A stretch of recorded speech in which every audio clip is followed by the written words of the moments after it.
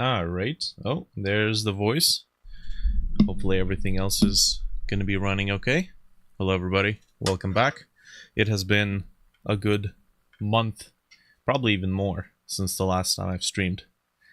Climbing out of whatever we call this break time. Cool. I want to maybe try starting off easing into it. Let's put together some background props, I would say. Maybe some tiles. I really need to figure out how we're going to go about doing dialogues. Part of me wants to find voice replacements since the main characters are no longer Tim and Milo. We don't voice our characters anymore. So part of me wants to find replacement voices, but kind of difficult to find volunteer voice actors to contribute their time, considering this is a no-budget project. Another part of me thinks that maybe I should just stick to text only for this project. Maybe going full voice acting is a little bit too overly ambitious. That does implicate some things where the dialogues, let's say, appear in the middle of us going through a level, and it's in the middle of like a action sequence, or maybe it's a piece of dialogue that appears when we're in the middle of jumping over obstacles. If it's text only, you're not really paying attention to the text box, you're paying attention to the gameplay. So that when there's no voiceover, you have to redirect your attention towards the subtitles, towards the text box, and that doesn't jive very well, doesn't mesh very well with, high action areas. So that's the dilemma. Also, I would have to archive existing voice recordings that I did with Catherine, the voice actress who's doing one of the characters in this early access theme.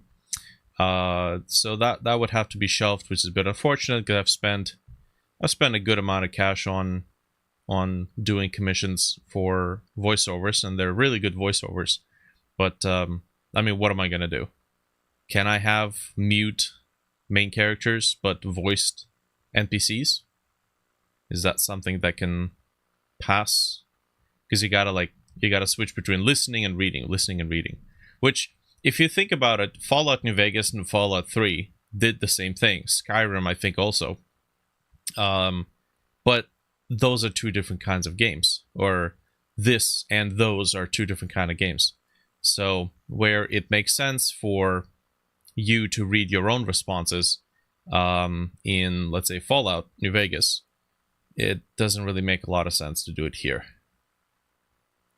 I could try AI voices. There's a stigma with that, so not gonna win any favors. I could do AI voices as a temporary placeholder until I actually find proper voice actors who can take care of it. So neither of these seem like ideal solutions. So I think maybe we can go down the path of least resistance. Maybe we'll just do text boxes, subtitles, and no voices for the time being. And the voice acting that has been done by Catherine, it's archived in with a project folder. So that should be perfectly fine once we do have voiceover replacements. But until then, I guess maybe text boxes will have to do. At least it'll let me get some progress done. That's the most important thing, I think. It's gonna let me get some progress done on the project. Okay, well, cool. What should we do here? Let's start by putting together some background props. Just decorative stuff. Let's do clipboard. Mm-hmm. Okay, we don't need this to be animated. Let me go here. As a matter of fact, there we go. Cool. Also, since I've been away for the past month, YouTube's kind of like,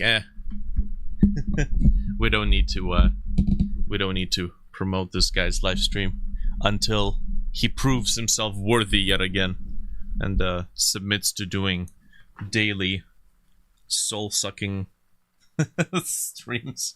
God damn. Man, it really is a grind. Okay.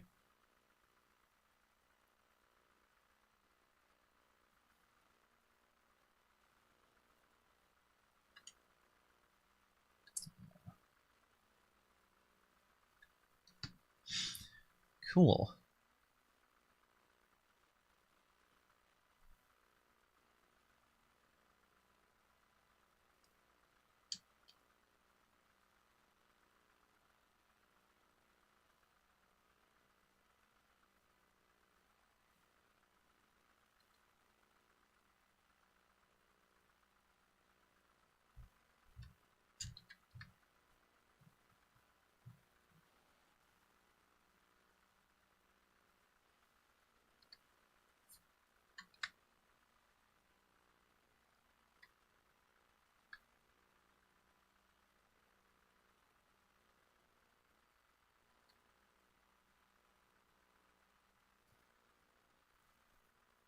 Okay, do we need this thing to be perfect?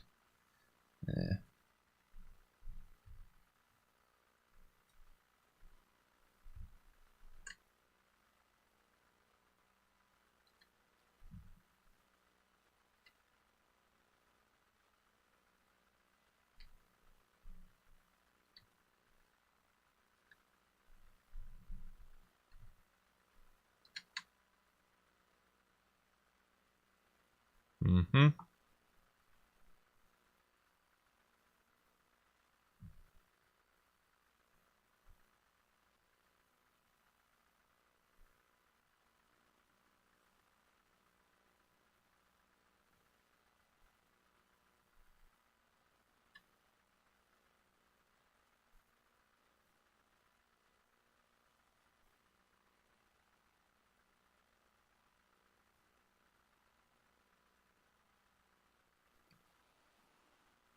Now, for some of the props, we used to do 3D models and then render them as 2D objects.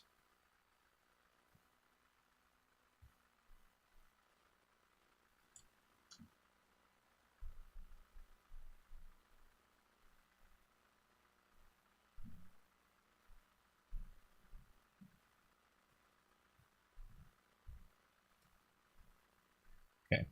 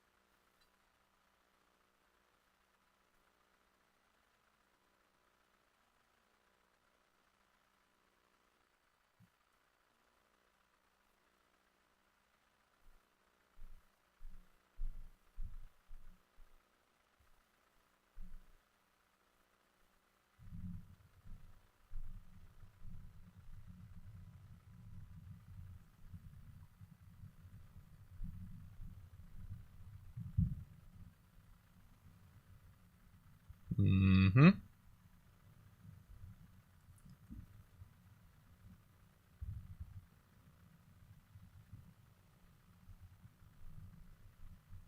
believe I actually have some brushes here that I made before.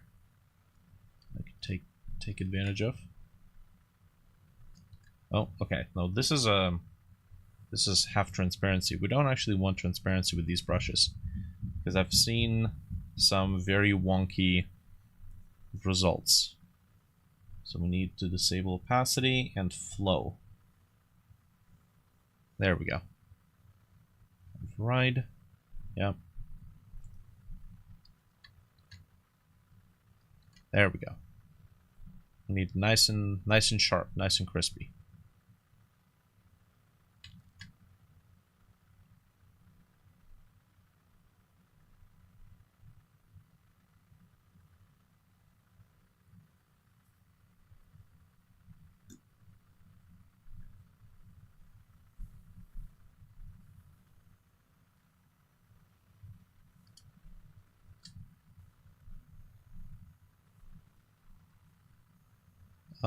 Right.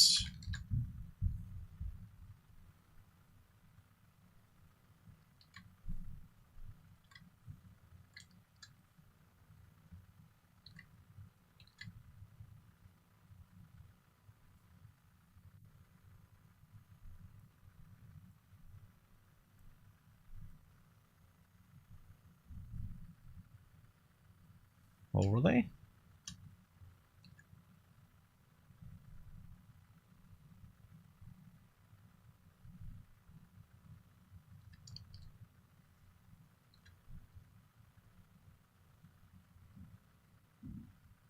Mm-hmm.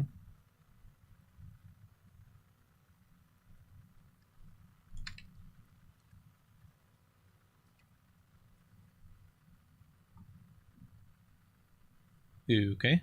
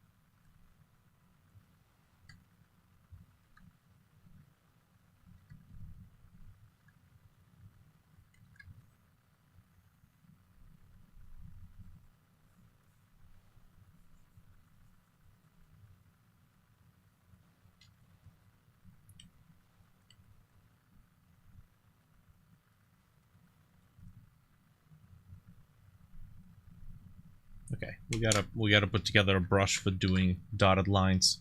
Actually, we have one. Yeah. Okay.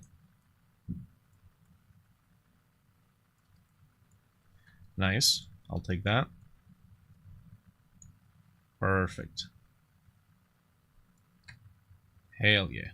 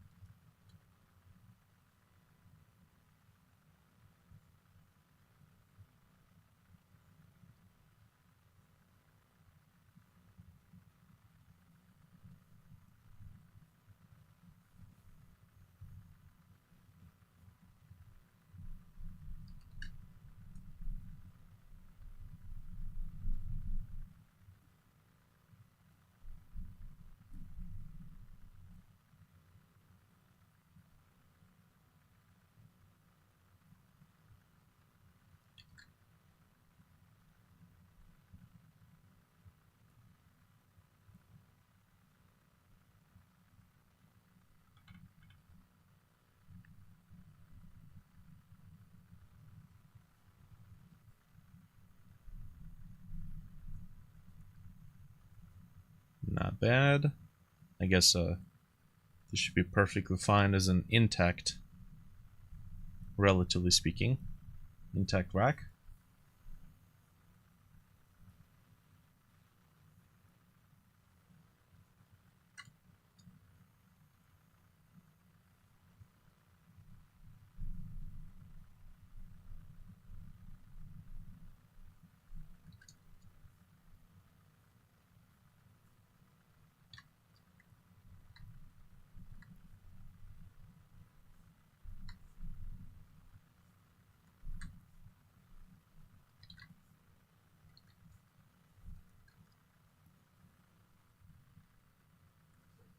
Mm-hmm.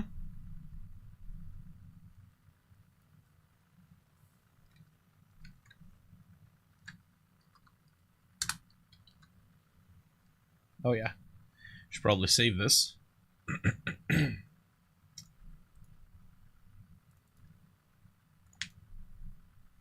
Sprites. What is it? Props. Props.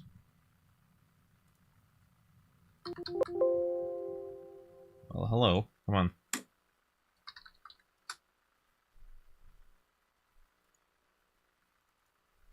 Okay, this is... what is this?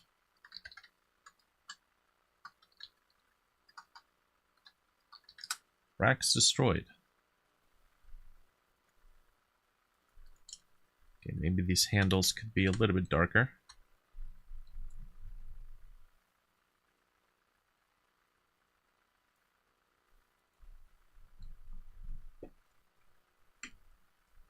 Mm-hmm.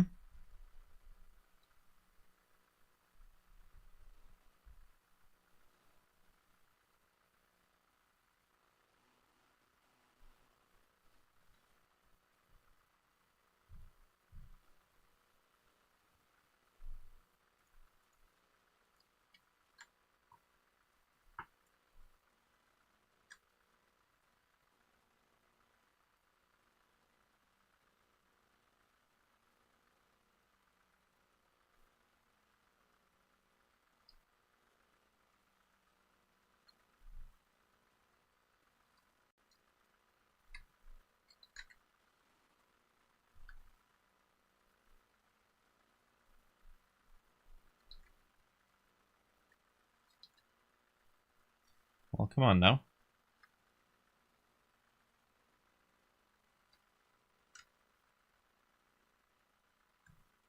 Ah, I see it.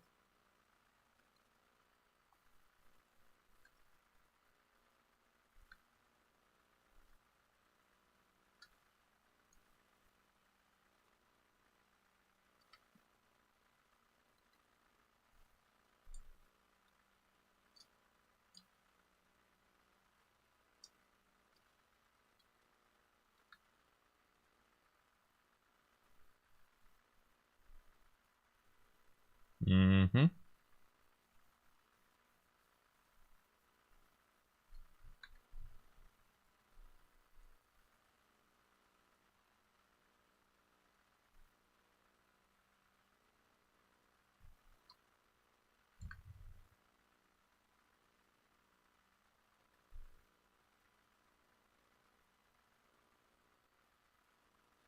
Moose.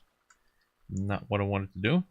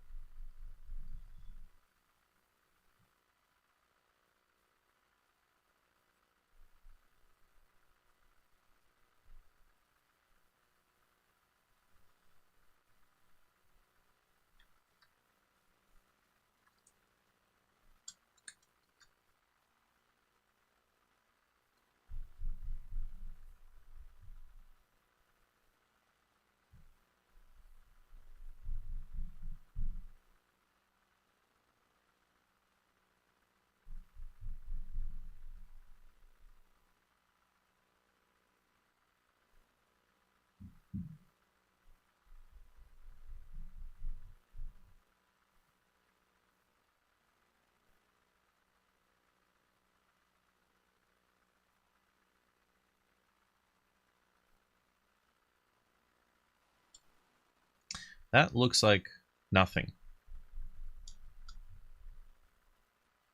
Away with you.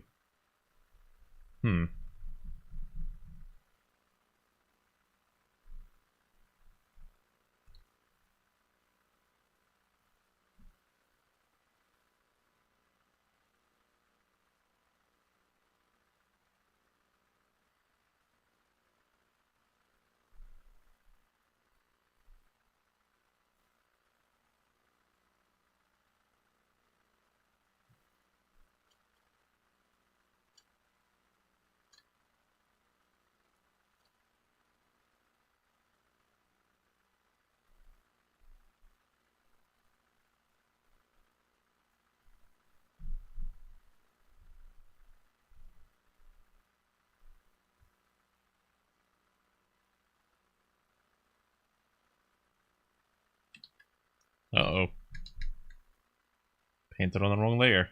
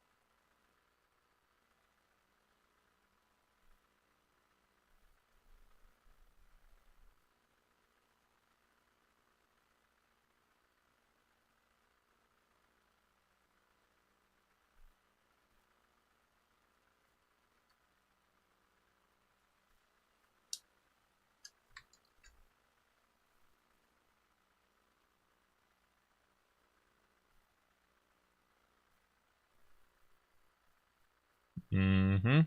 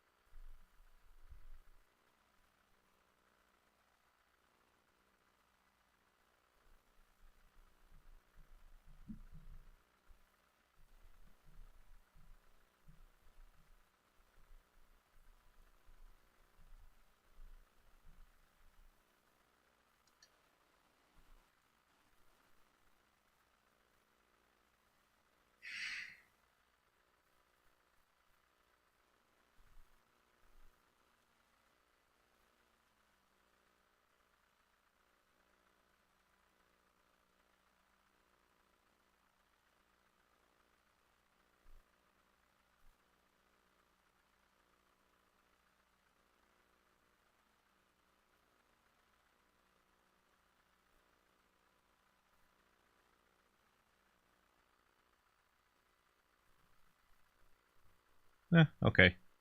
We'll embrace a bit of asymmetry.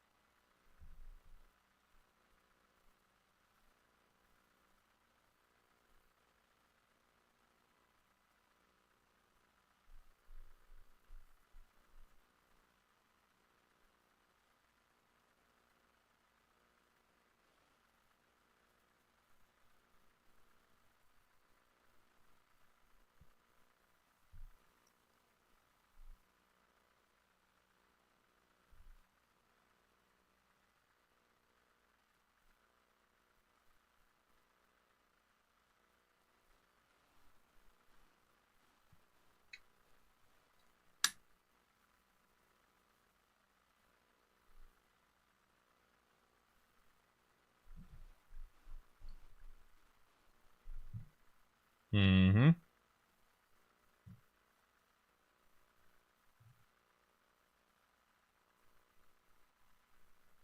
Again, maybe we should refrain from doing overgrowth on top of these props, so that we could do overgrowth as separate sprites and then overlay them if we need be. But then again, that adds more work. There's pros and cons I gotta consider. How much attention are players really gonna pay to these background elements?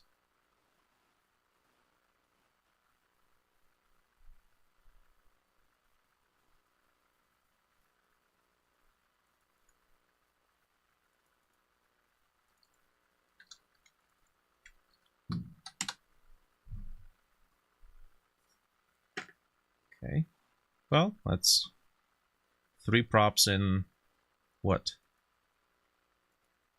30 minutes?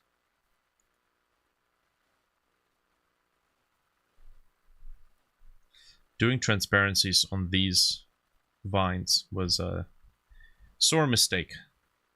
It looks like it adds more gradients and color changes than need be.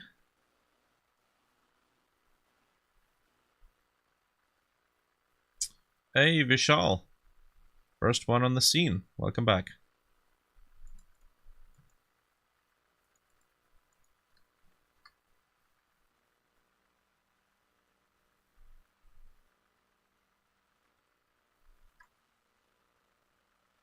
Just compensate for wonky perspective.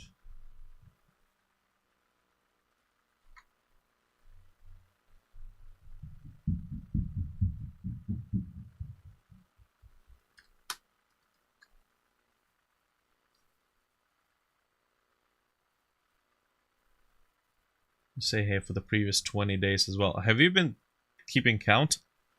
Oh, dang. Is that how long I've been away? Sheesh.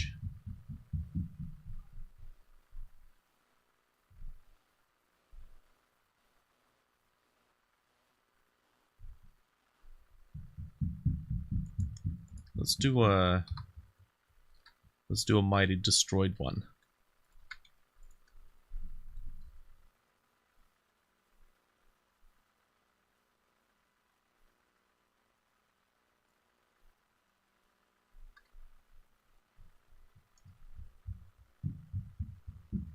Okay.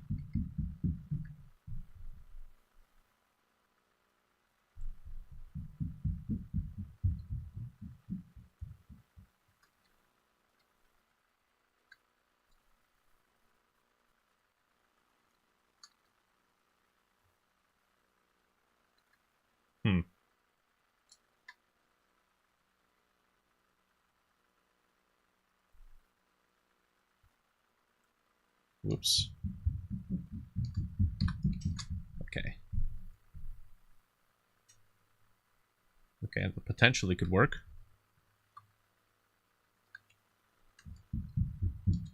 Okay.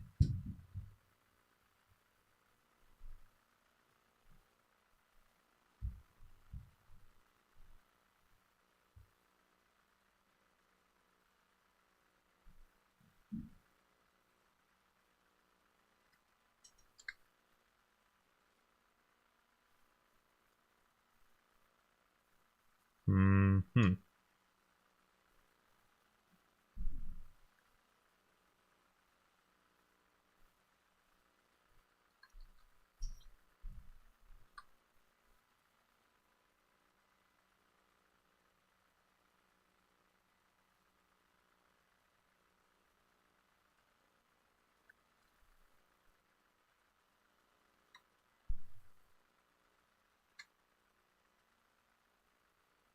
Hey. Got on your phone?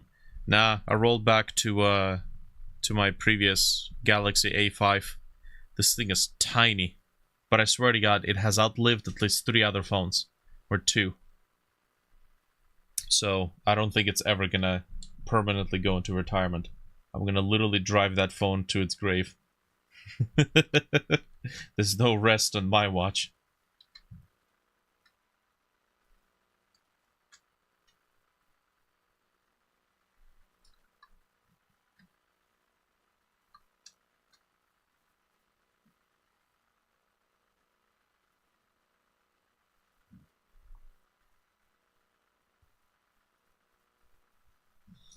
Okay.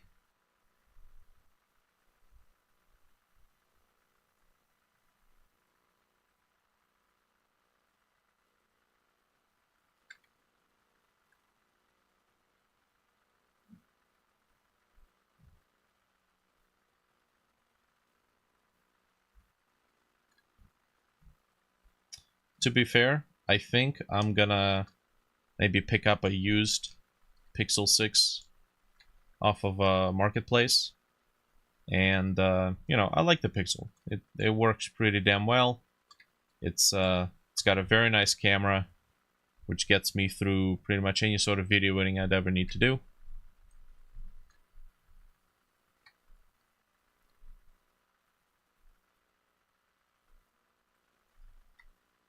And then, you know, I'll refrain from buying anything brand new because honestly, man, the Pixel 6 Pro was like $1,000. So I literally drowned $1,000 in Lake Ontario.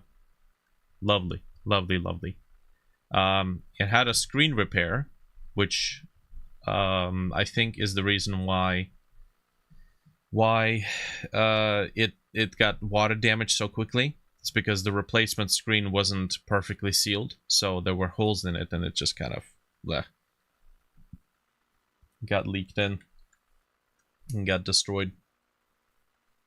So yeah, that's what it is. Control Shift I. How's your health? Well, oddly enough, since I drowned my phone, I haven't actually spent any time on social media, and my sleep's actually a lot better. So, who knows? Maybe it is for the better.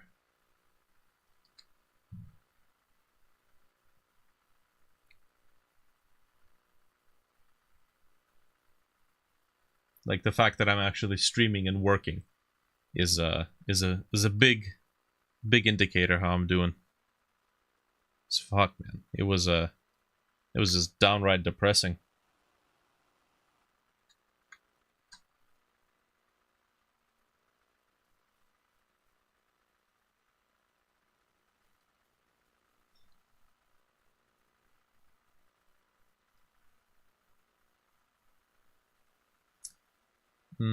Okay. I suppose we can just add a little bit of rust to these things.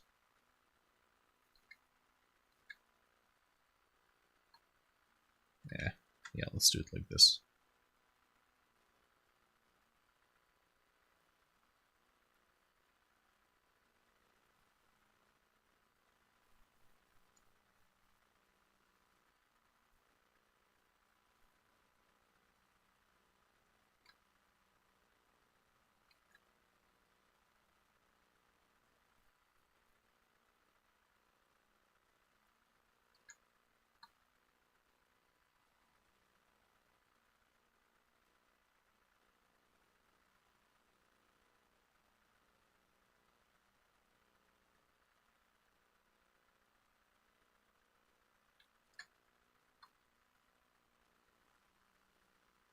What about you, Vishal? How's your life going?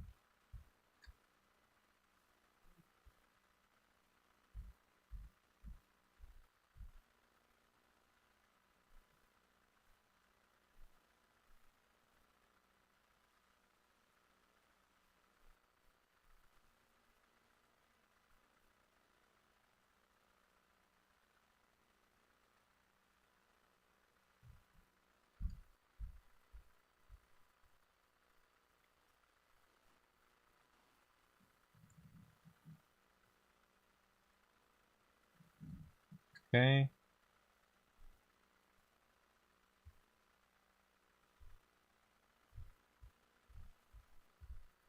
Yeah. Oh, you know what? That's brighter. It needs to be darker.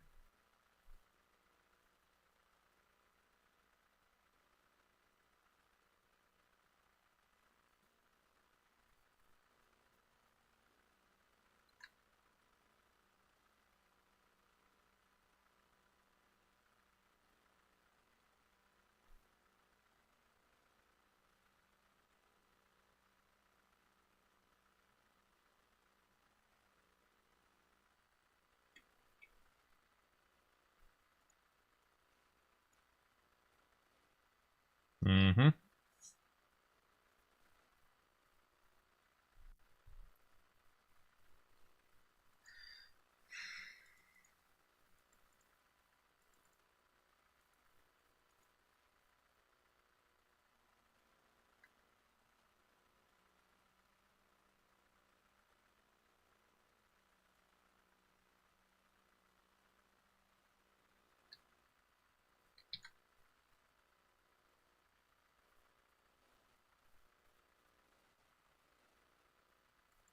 Okay. Maybe it should be just a tiny little bit straighter.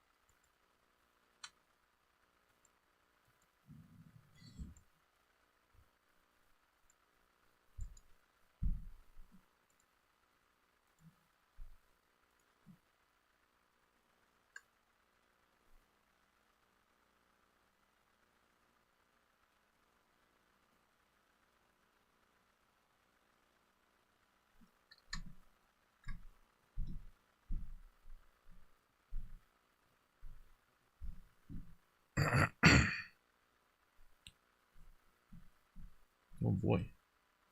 One sec.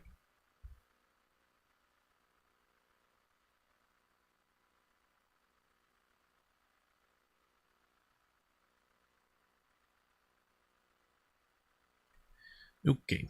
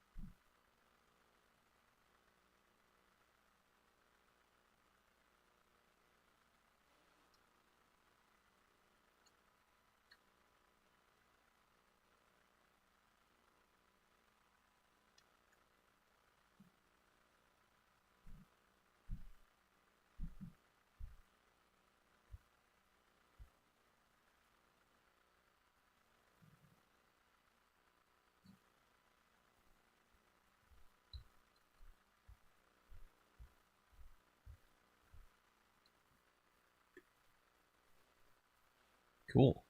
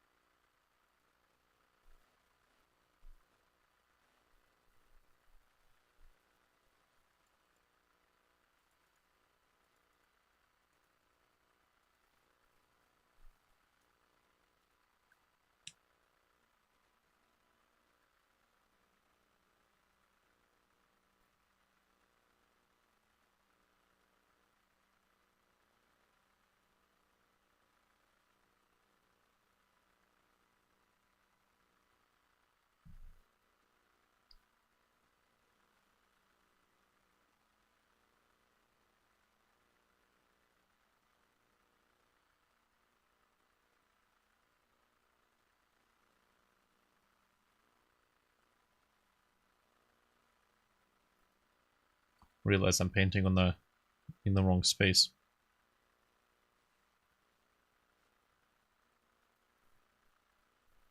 There we go.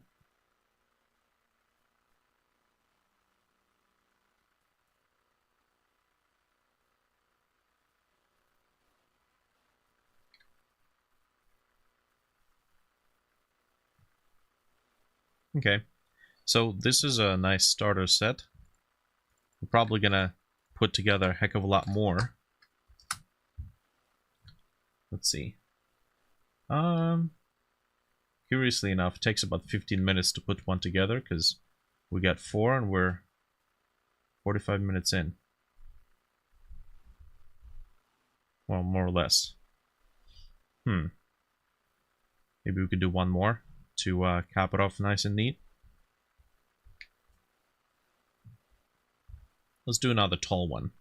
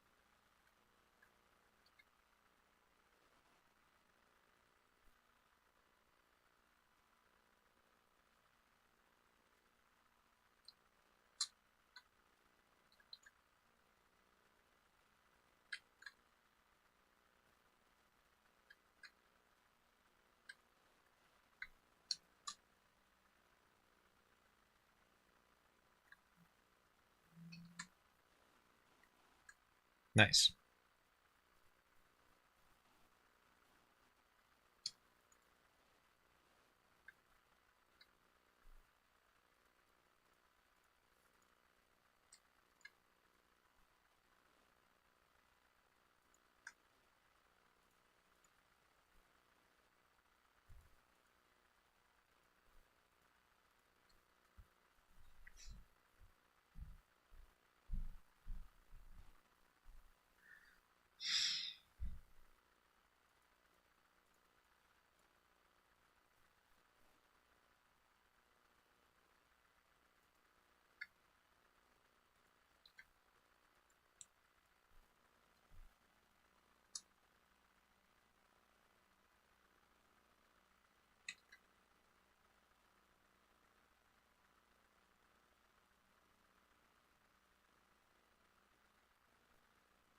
You know, something I was considering doing a while back when I was just starting these live streams is writing a bunch of music that would be the live stream music. Now, the idea is sound because it's royalty-free music. It's everything I would write myself, but just the time demand of it was well, had to weigh pros and cons, how much time I would have to spend on it. But recently saw a short by Pirate Software who says that all of his live stream music is the music that they wrote for their video games, and it's not published, so there's no DMCA's and you know, content ID stuff happening, and it says everybody can use it, which is just kind of interesting.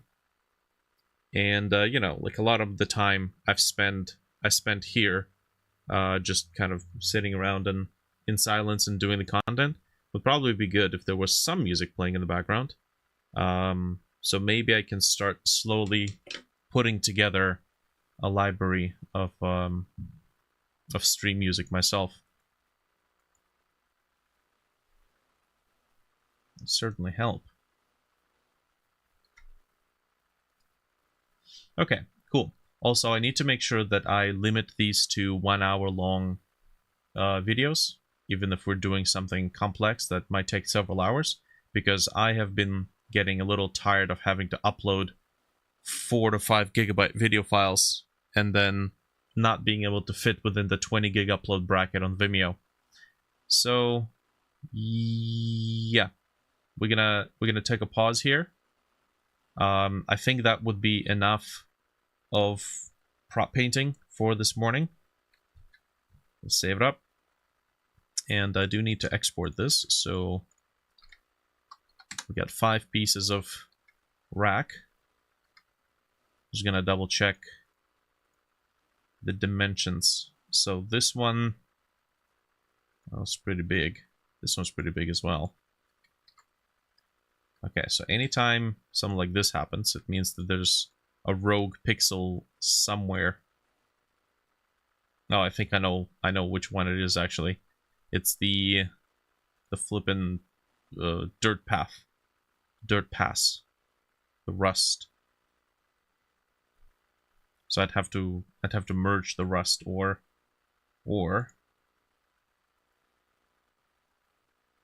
do something like this. As a matter of fact, I'm gonna go ahead and just quickly make this selection all around, and we'll just reuse this selection to clear the rust layer outside of the immediate boundaries of the drawn prop.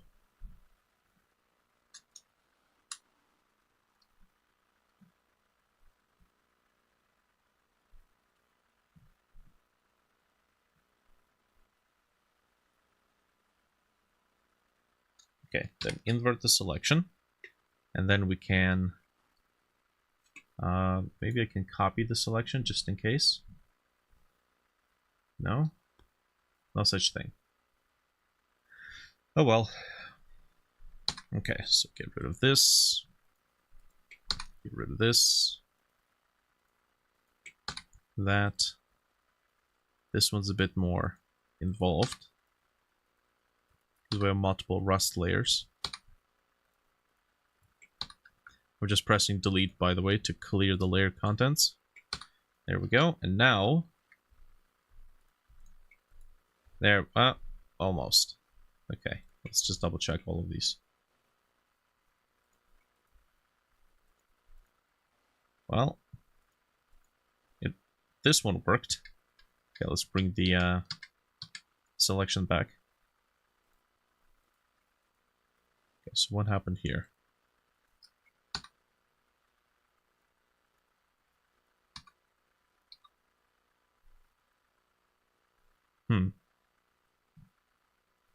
Maybe it won't matter. Let's double check this. So we know that this one has a bunch of extra space on the left. So let's just double check. So we're going to do export layers, group as layer, PNG, adjust export to layer content, and then ignore invisible layers, select the document, and then we're going to export to Artec Rise, engine, sprites, props, and then, oh man, come on.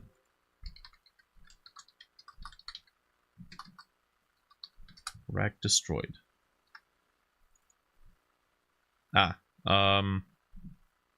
It's gonna create a folder of its own, so we don't actually need one.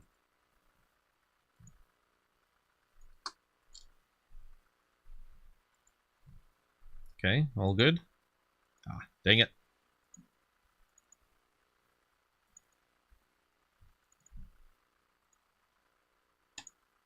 Okay. That's gonna export everything all at once, and we're just gonna double check if there's a bunch of extra empty space.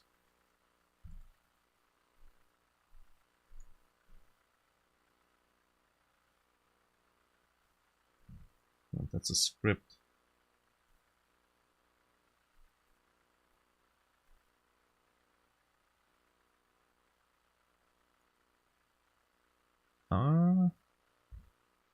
Nope. It actually used the alpha transparency to drive the cropping. That's cool.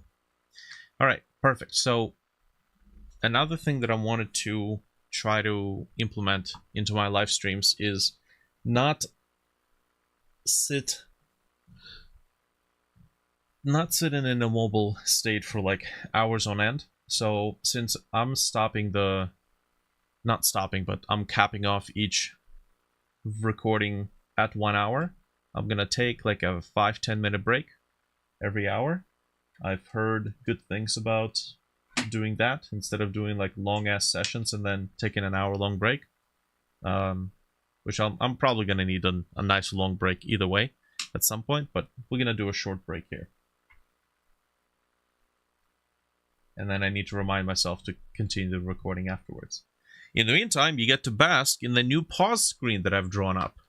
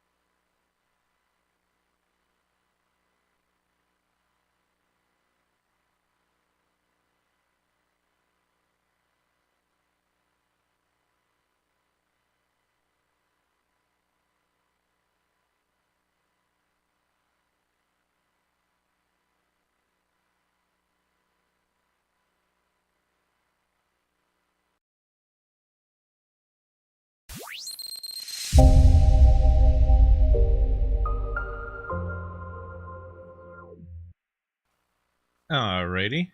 Oh, there we go. Perfect. So, back in business. Let's continue. Whew. What should we do right now? What is vital to get this project going? We need to do something about the dialogue delivery. Huh. Interesting. Dialogue delivery. How are we going to handle the dialogue delivery? It is probably going to piggyback off of what we have already.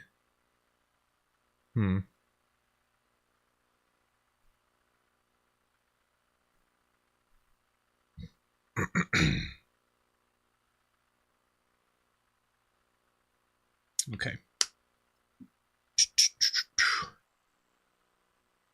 Dialogue. What is going to help me get this out as soon as possible?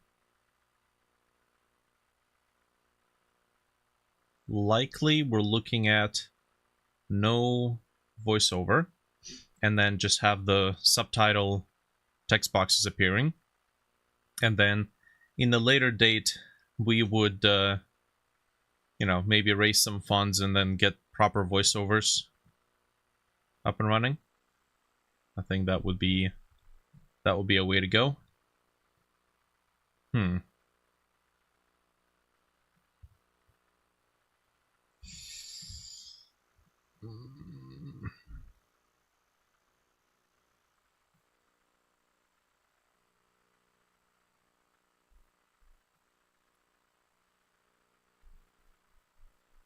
Okay.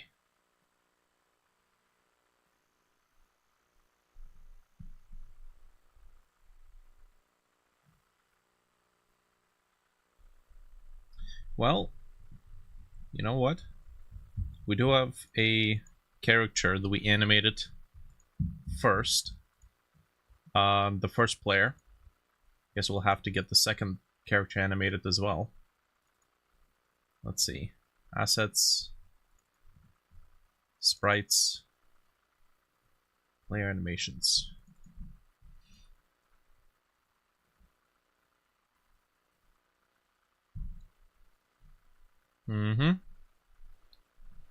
Okay.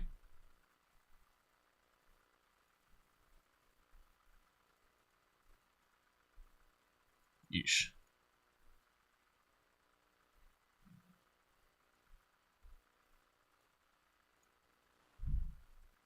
Okay, so what do we have going on here in total?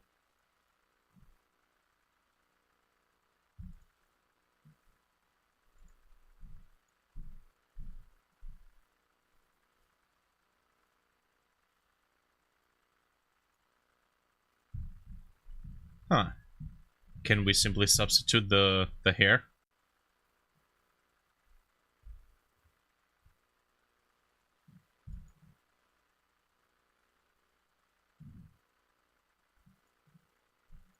I mean, it would be kind of funny if we could do that.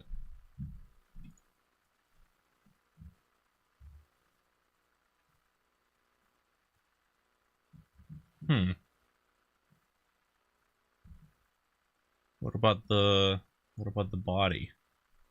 The suit is different. If there was some sort of a replacement, color replacement, excuse me, color replacement filter. Let's see.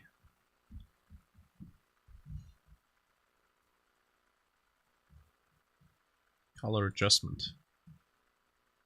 Right.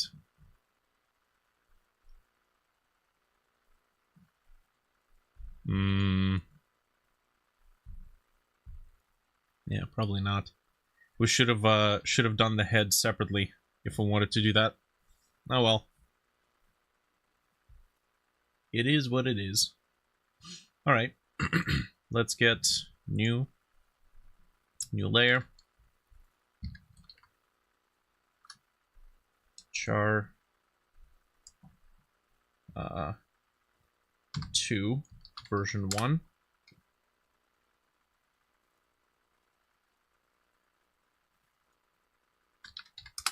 Maybe we'll account for the future this time. Okay. There aren't really too many frames that we have to redo.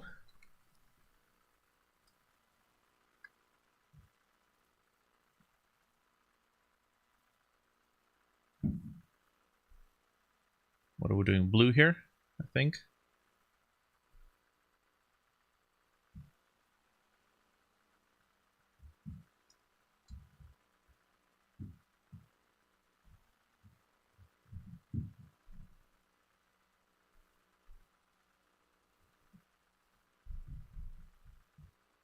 Pretty much identical.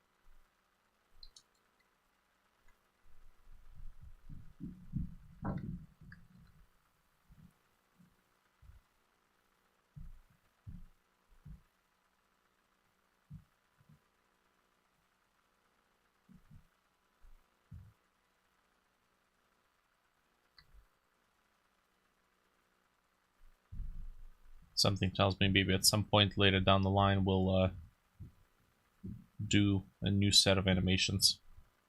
Not sure what the heck this is.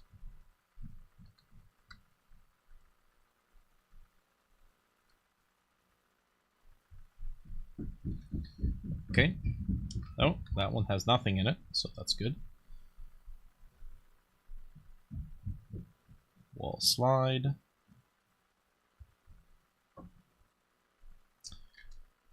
Why am I receiving phone calls? New Jersey. Oh, go fuck yourself. I don't know no one from New Jersey.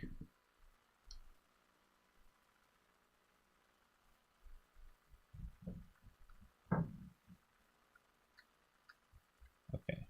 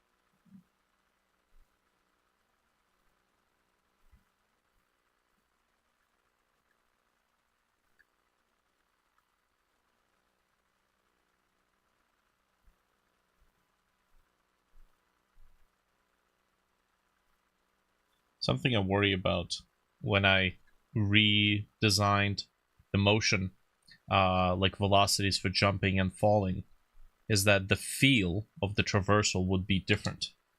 Like drastically different.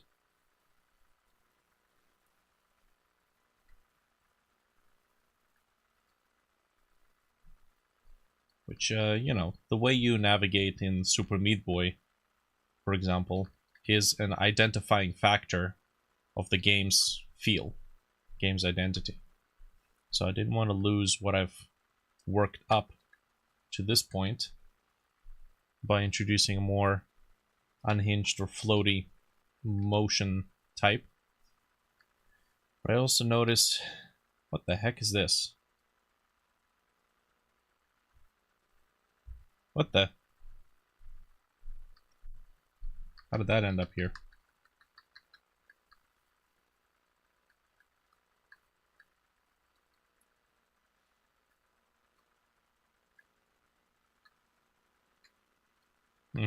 Right. So I had introduced, or something that I'm considering doing is stopping the whole free floaty mechanic where you can change your direction of movement in mid-flight. Because when you play the game, I guess it feels alright because you know you're controlling the velocity. But if you're watching, it looks a little weird. Like when I watch footage of me playing the game afterwards, it looks really odd because it's like, why are we going right and then suddenly turn left? When I play, I don't really get that feeling. But when I watch back the footage, there it's a little weird. Then again, I guess, who am I prioritizing this for? Somebody who's playing or somebody who's watching somebody play? So, you know, things to consider.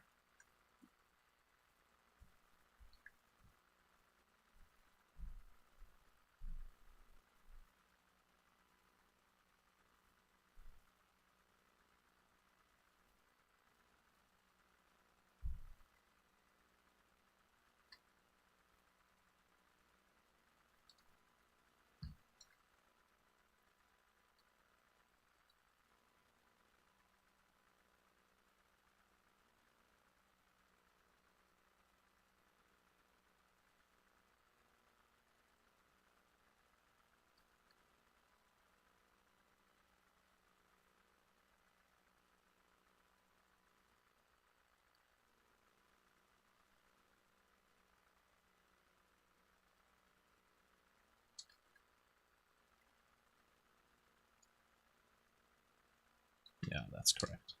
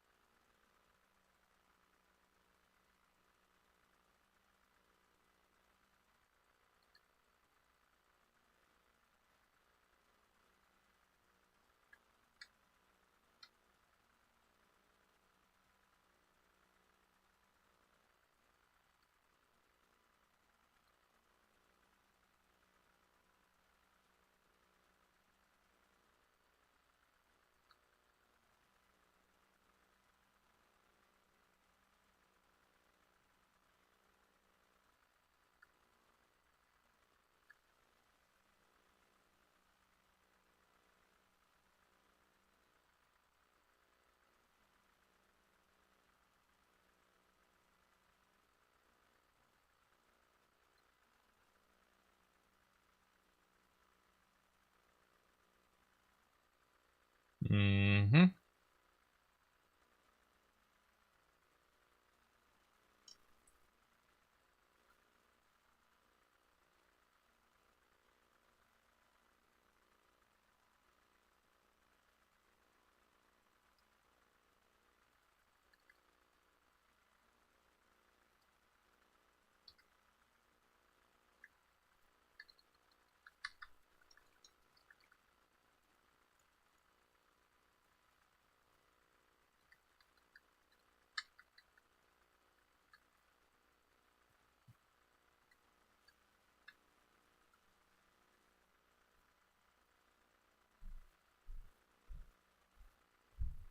The heck?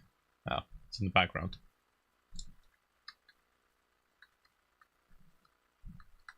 Okay. So from this point, if anything happens, I can always swap out the color because it's on the separate layer.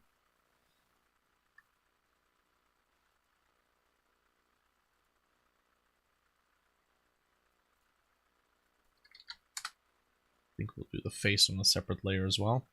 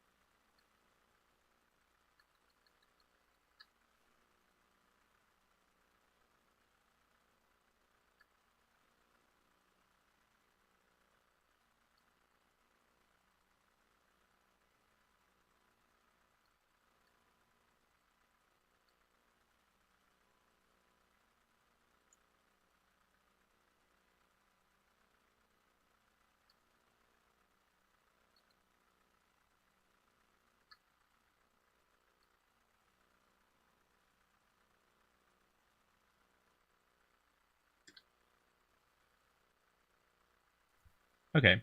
I think we don't have to worry about the specifics of the facial hair and facial characteristics because I have yet to develop the new set of characters, narratively speaking.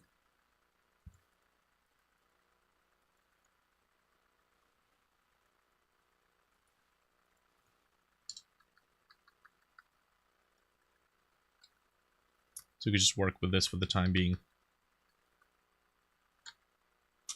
Okay.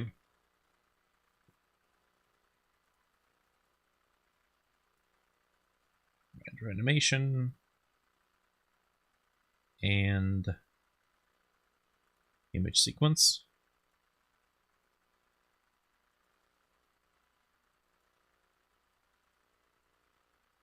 Brickman. Okay. Come on.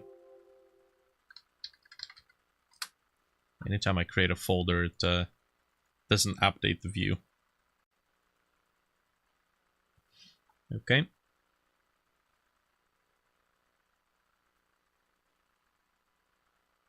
I think we just export it as it is.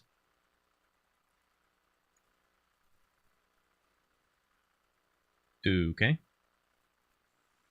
Now, how are we going to handle this whole thing?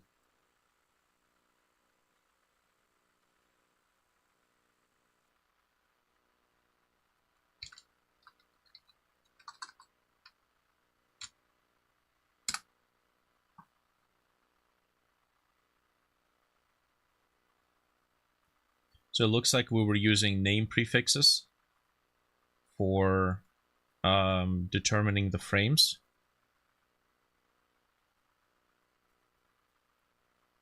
Maybe we will embrace the sprite frames resource and we're just gonna swap it out for a different set. It seems like something we could do. What do we have here? We have old frames.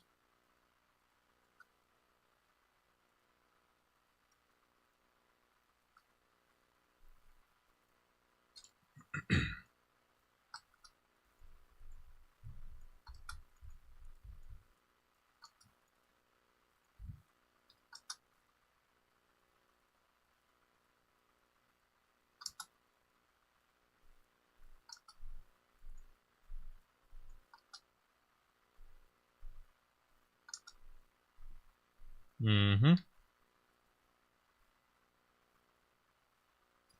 Okay.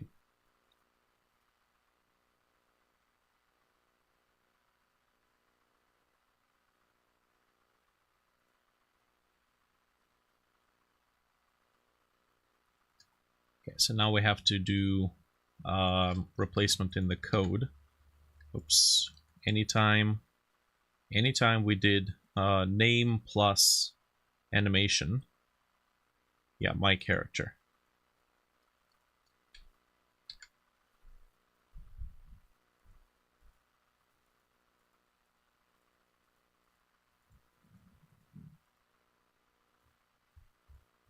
Yeah, okay. We'll just replace this. Get rid of that. It looks like we also have the underscore missing here. So we had 13 replacements. Here we have 13 replacements as well. Or 13 matches. So I think it's fairly safe to say that this is all input strings.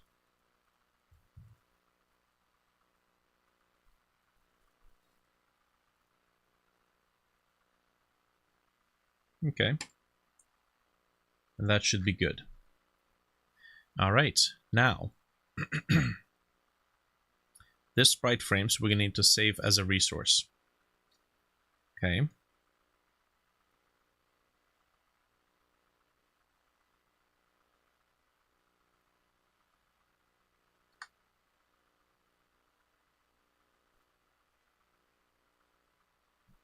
No resources here. Okay.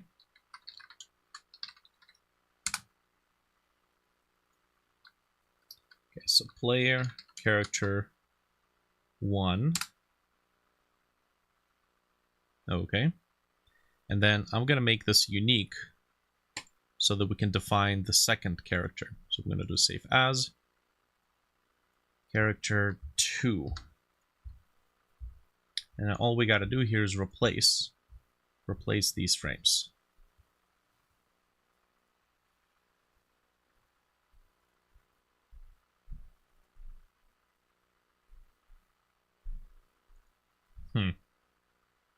Where the hell did we export this? Artec Rise Sprites Player Brookman 2. Sprites Player Brookman 2. There we go. Okay, so this is break. Break slow.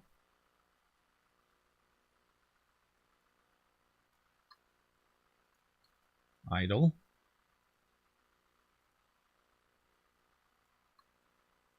Jump down. Jump up. Run.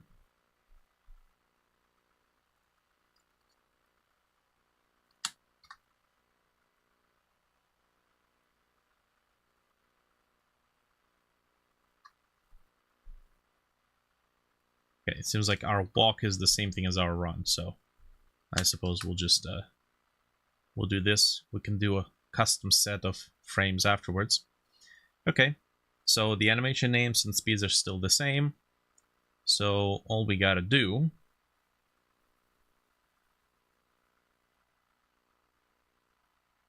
what do we have?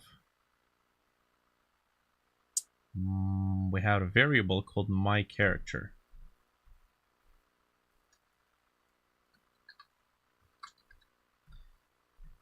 There we go. We need a different set of names.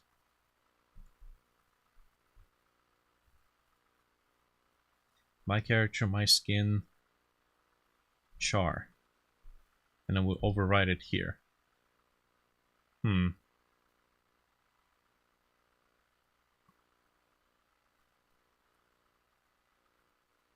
MySkin gets its data from the master node here.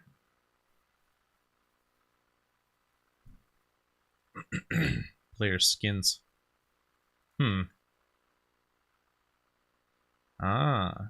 Okay, this used to be for the heads. We can actually repurpose this. Let's say, what should we call these characters? What should be their first names? Todd and Jason. All we need is Damien, and we got a posse.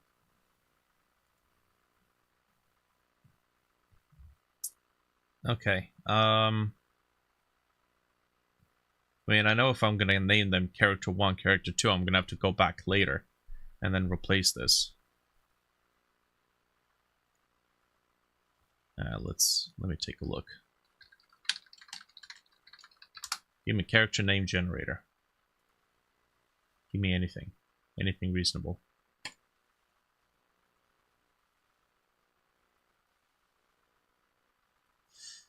Do.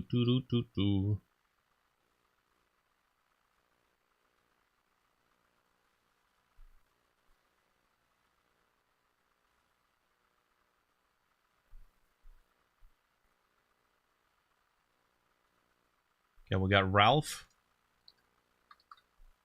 Ralph seems like a nice rowdy name, and one of the characters is indeed like that. And then what else do we have? Bond. James Bond.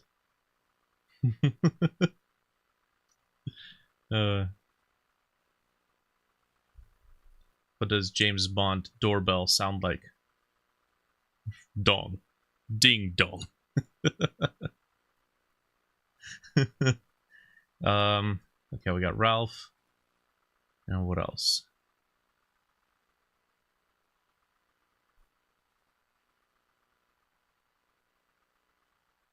Wayne. Malcolm? Could work.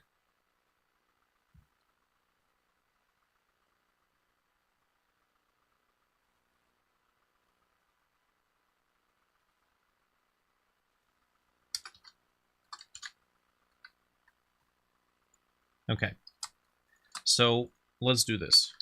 We're gonna preload into these.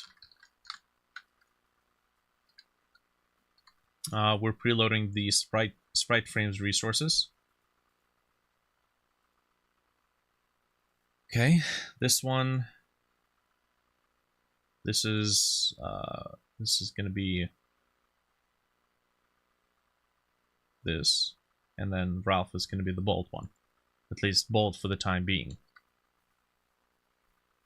Okay, we're gonna use lower cases. If we need capitalized, we're gonna parse them through a function. Okay, and then in the player, right here, my skin. So we're gonna talk to this player body node, and then sprite frames is gonna be set to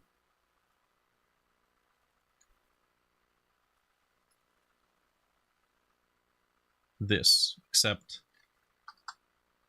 my character is gonna be populated, I guess, here. Start with Ralph.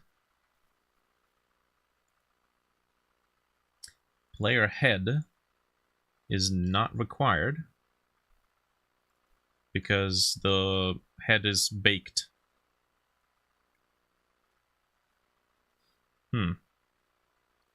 Got a whole bunch of stuff here.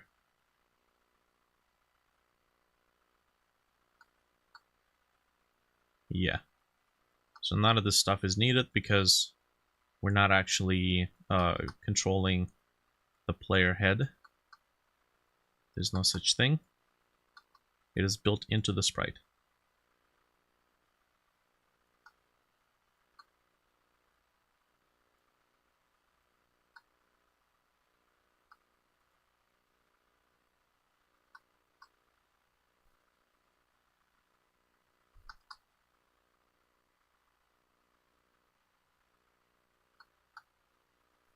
Okay, there we go. Now, when we have two players, they have to get their characters somehow. So we have player start. Player start is not responsible for populating character names. Maybe here? Master node? No. Okay.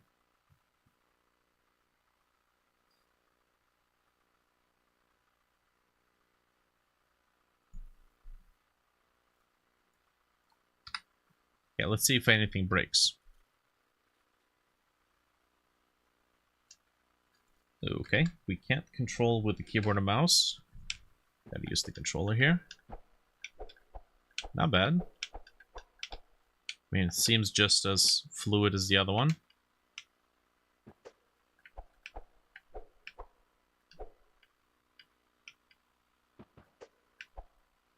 Okay, so we need to make it so that the design switches. If it's the second player, it switches the design. Okay. Do we want to give the players the ability to choose who they play as?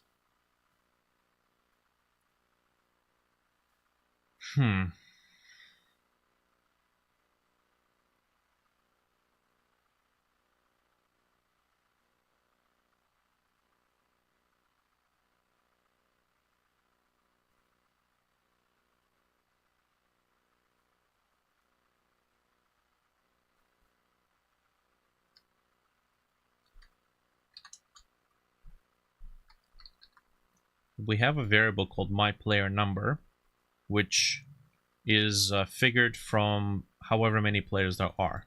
So I guess we could technically do this. So instead of doing my character, we could say, well now. What I was planning for this game is to have multiple protagonists who have concurrent parallel stories. So certain parts of the map are played by one pair of characters, another part of the map is played by another pair of characters. It's That's the plan. So there has to be some place, maybe even in the master node, that stores what pair of characters we are currently playing as, which will be swapped out based on which level you select. Okay.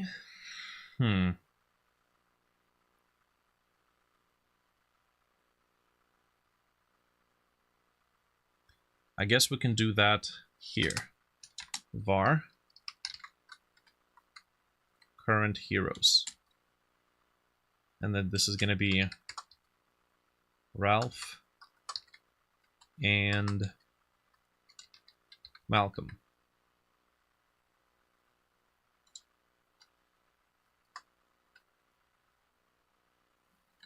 Okay, which means when we do this, when the players create it, they do know their number. So we could say my character is going to be set to master node. Did we save it? No, we did not. Current heroes. Current heroes. We're going to be accessing current my player number will be used to actually select the current hero.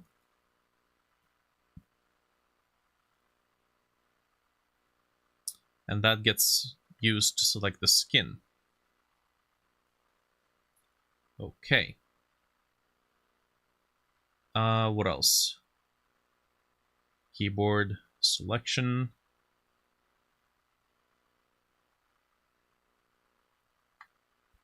We'll have to work out a system for selecting if they're playing with a keyboard or mouse. Controller number 2. There we go. Whoop.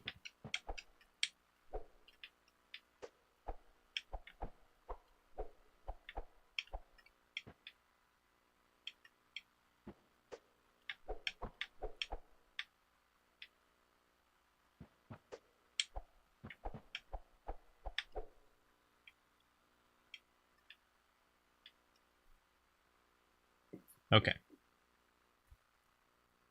Cool. Well, that works. Save that up here. Let's take a look at the dialogue. So we'll leave the cutscene for the time being. We know that there's a dialogue upcoming in the level.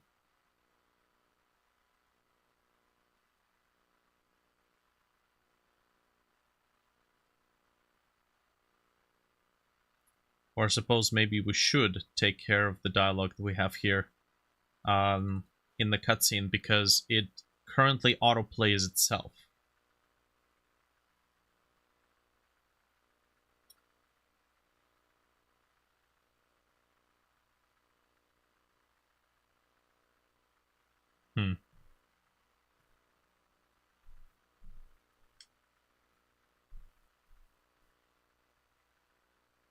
We have a trigger zone here, don't we? Actually, is it a trigger zone?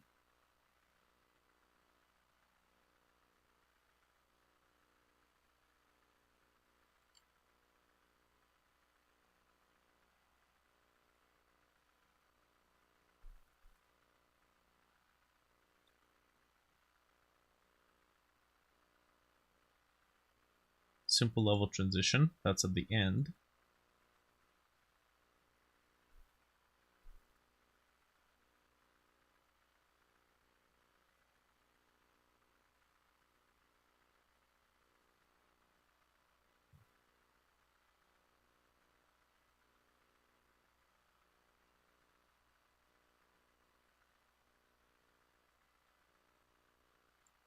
Where do we start the cutscene?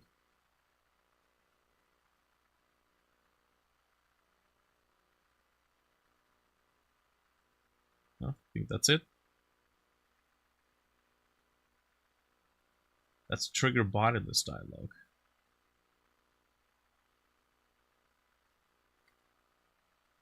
And curiously enough, trigger bodiless dialogue has no physical presence because it's of type node. So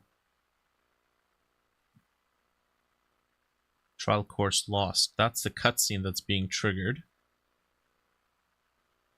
It's a single-use dialogue key. Preload cutscene. That does literally nothing. The preloading doesn't work. I mean, it works, but it doesn't actually cache the contents of the scene, which means that we still experience a lag when we physically add the scene. Animation player. I think we might be doing it from here.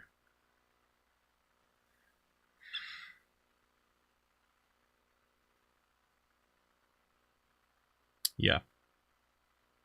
Okay.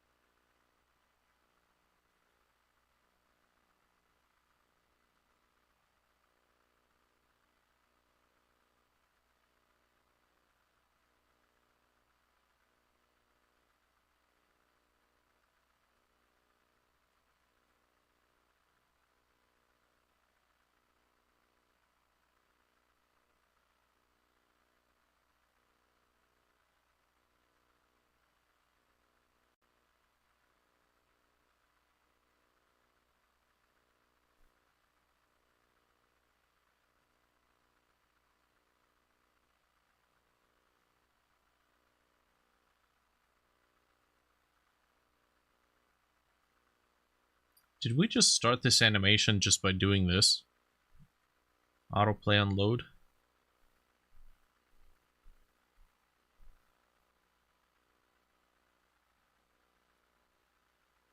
It'll be this one.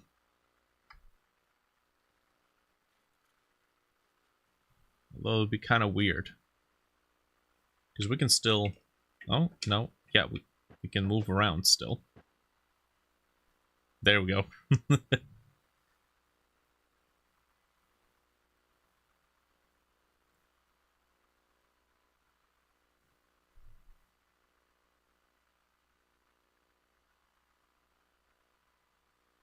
What the? Ah, right. The players are situated right there. That seems like we released the camera a little bit too soon.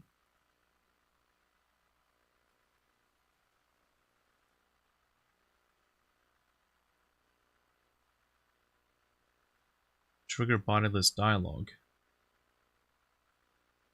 Yeah, that makes sense. This is where the dialogue would be triggered.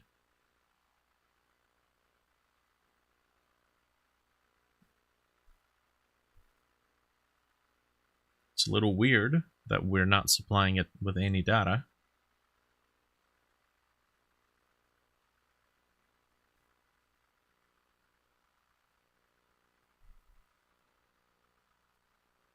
We're running the trigger command, the origin, and arguments.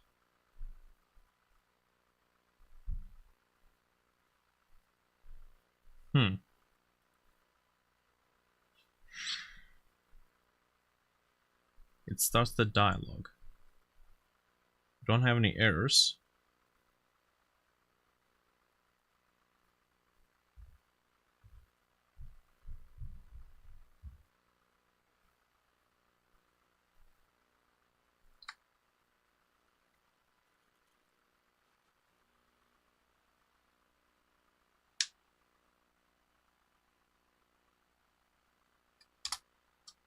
Skip this? No?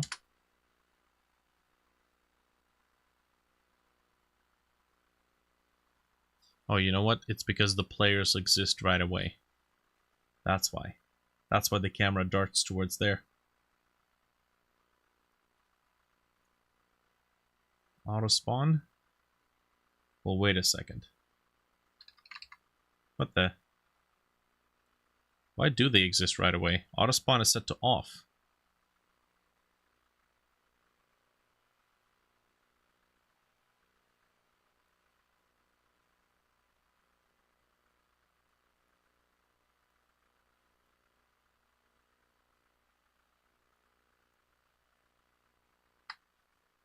That's a little weird.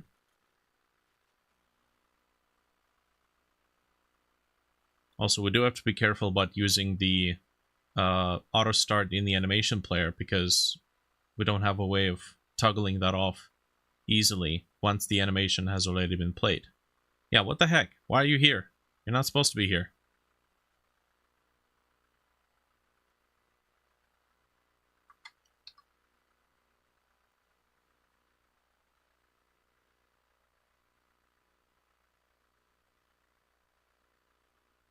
It's too early for you to be here.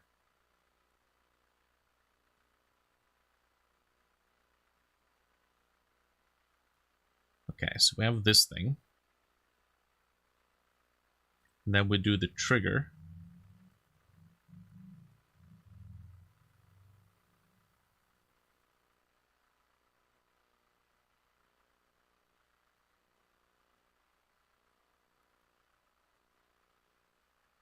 And then we have create players being executed here. So let's take a look at what causes the create players, because something has got to be running it. There we go. Launch create players. One-time scripted event tool.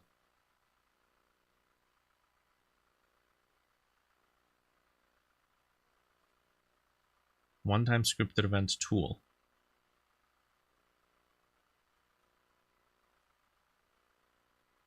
What? We have one?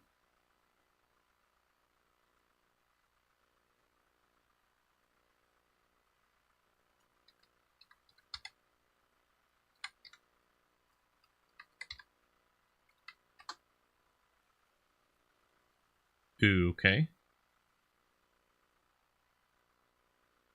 Where the heck is this being run from? One-time scripted event tool.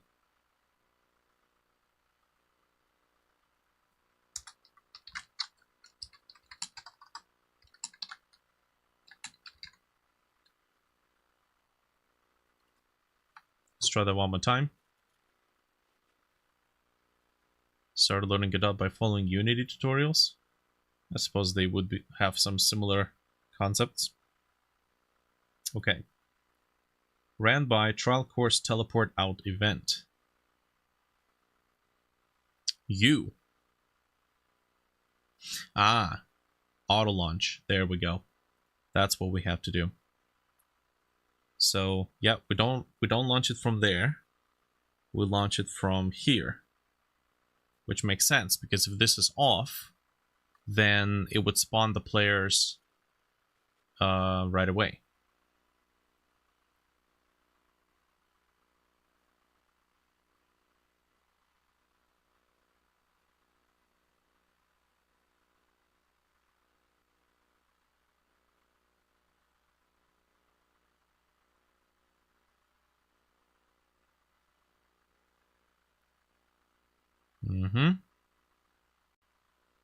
And then the cutscene will load.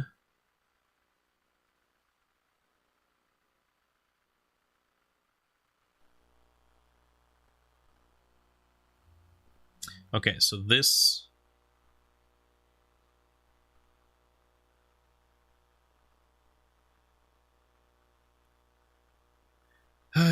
Okay.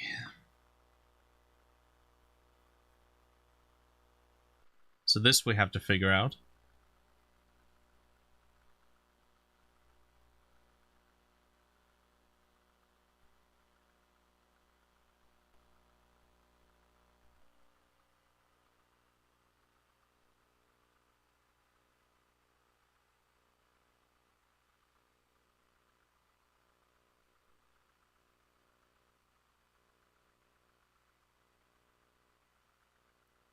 We might end up having to redo the cutscene a little bit in terms of coding, because right now it has multiple dialog boxes that appear what looks like on a timed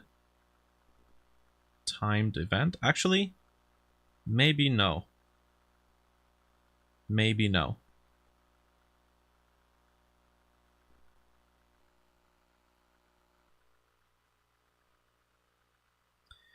It still runs off of our dialogue system, and the dialogue system has one message per node, per dialog node. So we would simply say you have to press a button to make it continue. And we can do the whole typey text. What's happening with the background? With the ground?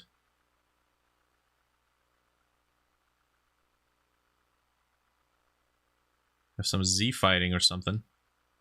We have like 2 ground layers there or something. Might be. Okay, so where the hell are we? Why is it stuck on this one? Oh. Wait, what? It was waiting for me to press a button.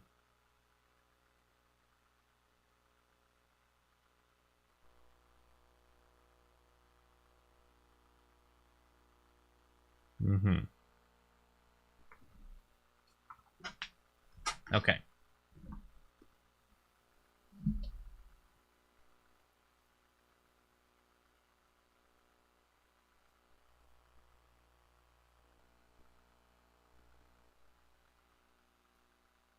So I guess the first thing we need to do is we need to set some sort of a typing effect.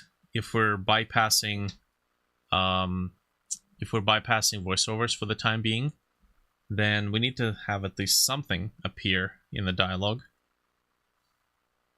Game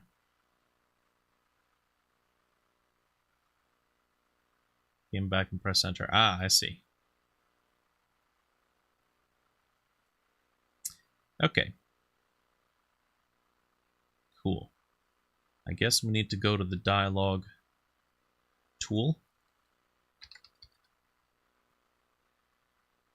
Dialogue layer, is it? Nope, that's just a singleton.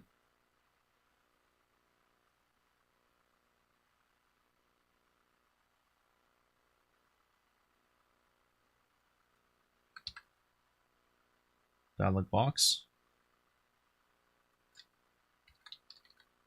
Single message. Yep. That's the one. Okay. So message text gets populated, by the looks of it, in the ready function, which means by the time the ready function runs, it should already have everything populated in this variable, because this is where the rich text label receives its data. So we could very well say that the visible character is going to be nothing. Where can we do that? Display text. Set it to 0. And then we'll give it a timer node. Okay, type timer. One shot. Set it to 0.1. Set the timer. And then we're simply going to make the text visible characters plus equals 1, but only if the visible character is less than the text dot length. I think that's a property. Okay.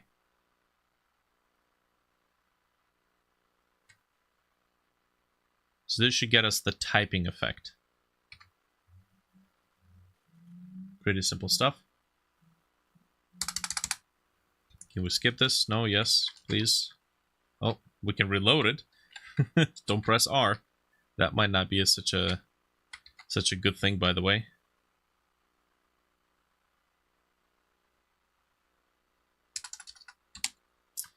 Right.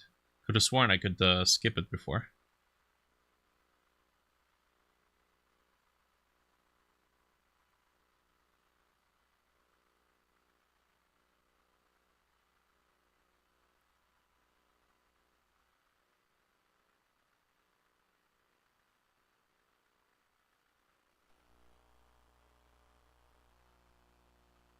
Nice. Where's the typing? Let's make it auto start. And we actually need to also tell it to start again.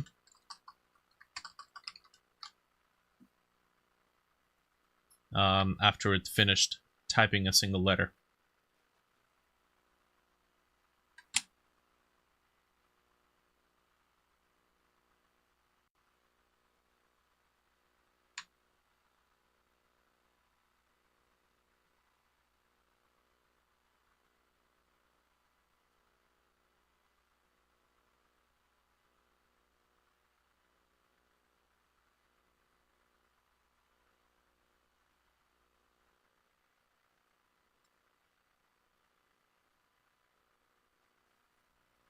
Oh, okay.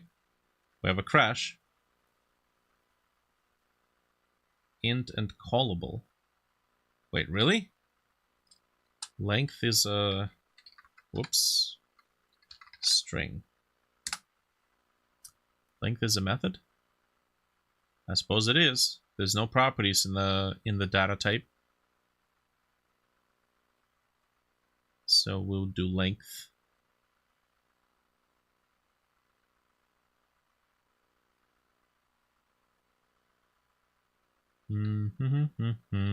Length, yes. All right.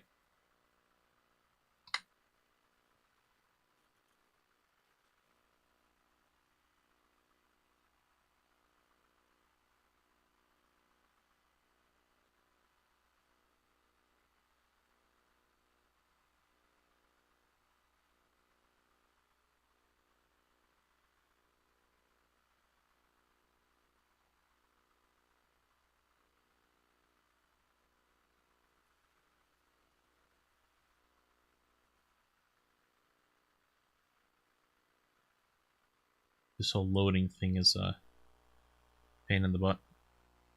Okay. So we'll have to maybe split up some of these, like these pans, when it pans around to the next character. We'll have to split them apart into separate messages, or separate animations. Okay, not too bad. But now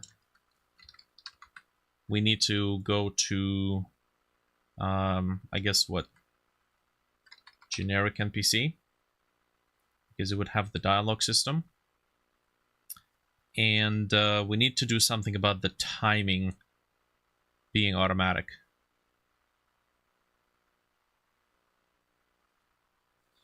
Voice player.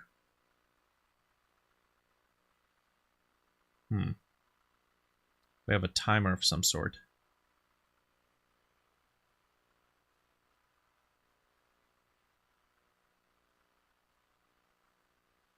Okay, so we used an auto message. Which, funny enough, if we're going to switch from auto message to regular message, there's not going to be a whole lot of difference.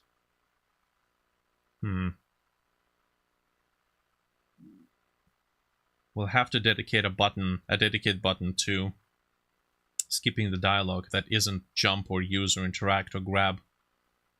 Okay,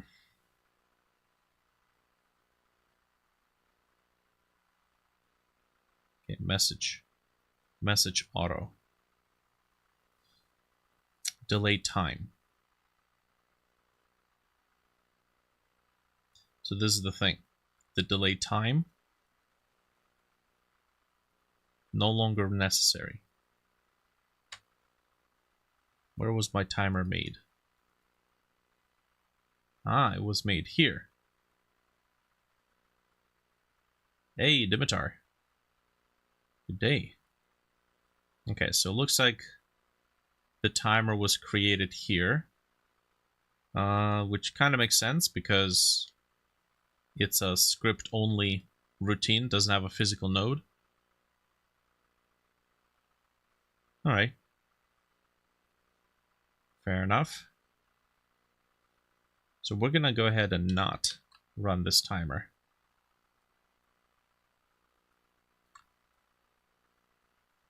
Pause.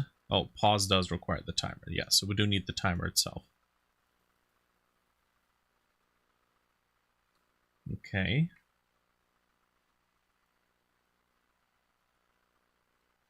Here. Let's pause.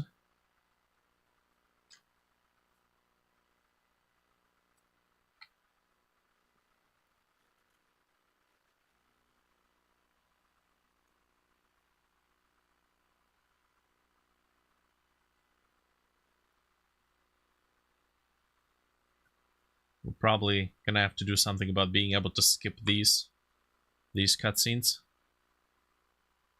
We do have to be careful, because if a cutscene is designed to give the player an item, and we skip it, then they don't get that item. Okay.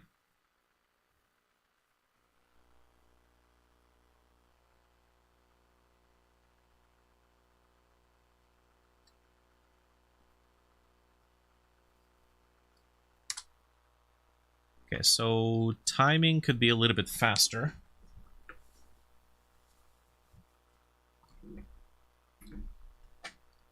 Okay.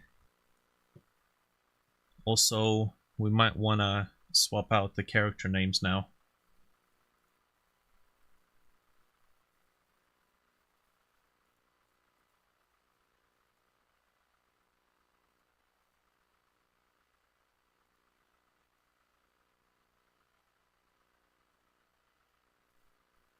Character dialogue. Can we open this? Here? Oh, that's a pretty big file. Oh no.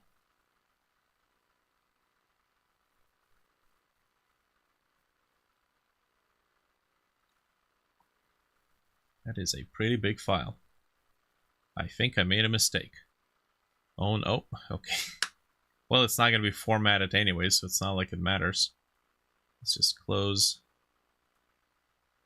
Show in File Manager. And then, yeah. I'm going to open it up here. Yeah. So I'm going to close a bunch of extra tabs here. Don't need this, don't need that, don't need any of it. Cool. So let's do format JSON.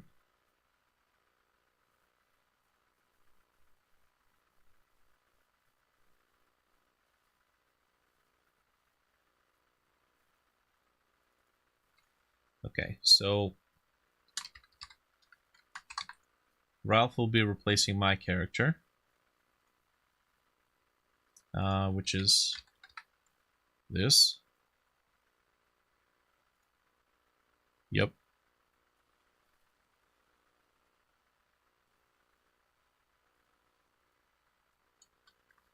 And we're going to keep it lower cases. Place all. Yes. And then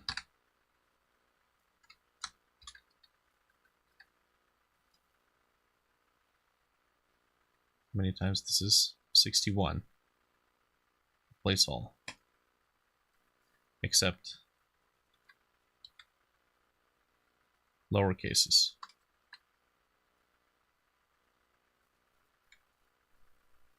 Okay. That's good. Now that's transient dialogues. I think we also have this.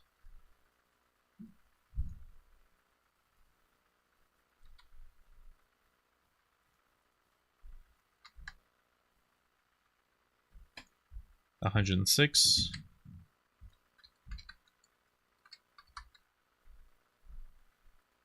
$87.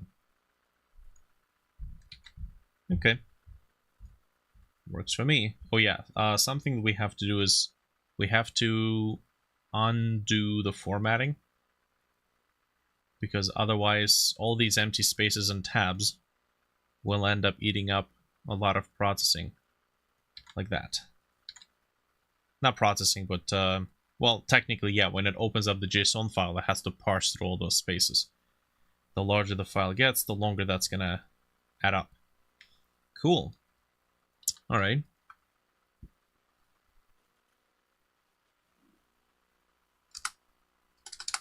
Right.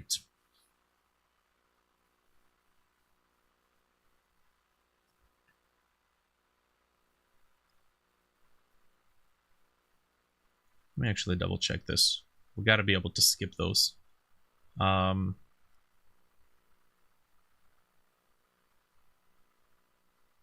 One-time scripted event tool. Okay, let's try something like this. So in-game cutscene animation player, except the location should be proper. Scripts. Sure, we'll do UI. And then in the process, we're gonna do a button check.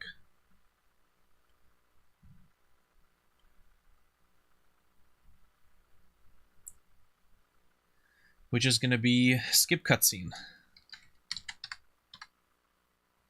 If input is action just pressed, skip cutscene, then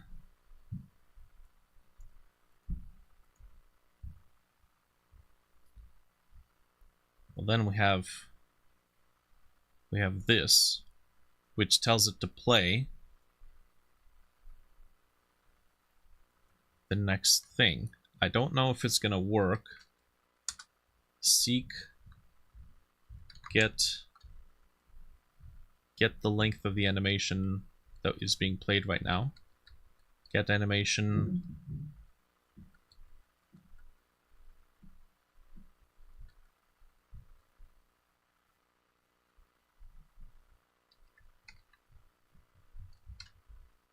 Okay.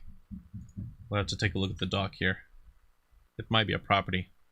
Current animation length. Let's try that. Maybe it's going to be enough to trigger that last frame.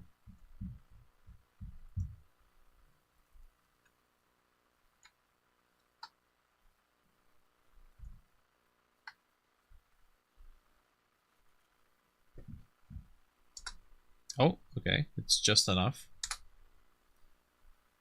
It's a little buggy, but it works.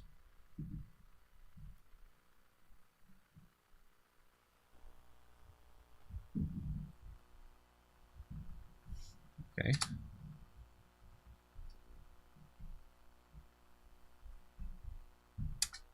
Although I think just for safety, we should check if it's playing right now. If is playing, because once it's done playing, we shouldn't really allow this to happen.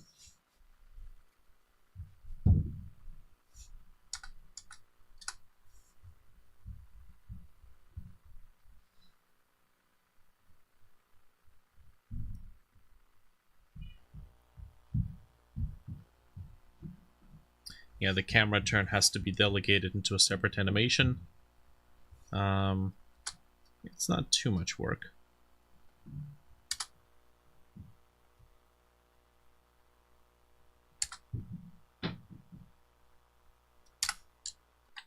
Okay, now then. The typing effect, it's a little slow. Let's speed it up. And we're gonna need some sound effects. Some sort of a, you know, generic dialogue typing sound effect.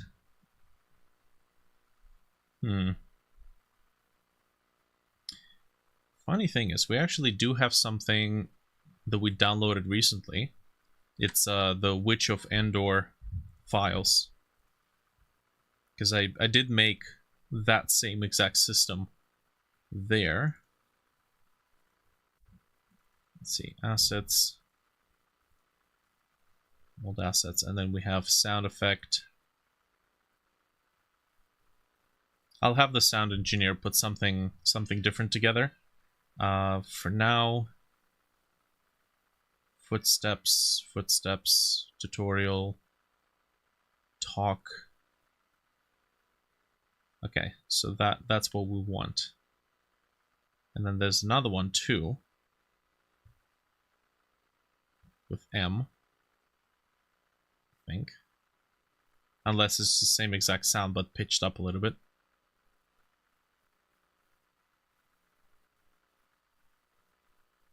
Are you exploring FPS Creator actively? Oh man, that was a joke. FPS Creator is ancient. It's like 2000 and 2005, 2008. It's like based on Lua programming language. It's the sort of thing that you get into, like, that's all you had available to you, basically, if you wanted to get into game making, but you had absolutely no idea how to do modeling or texturing or scripting or anything. Because it's like it's basically like Lego type accessibility to game dev. So yeah, don't take me seriously. You should actually check it out. It's ancient. It's like dinosaur age, man.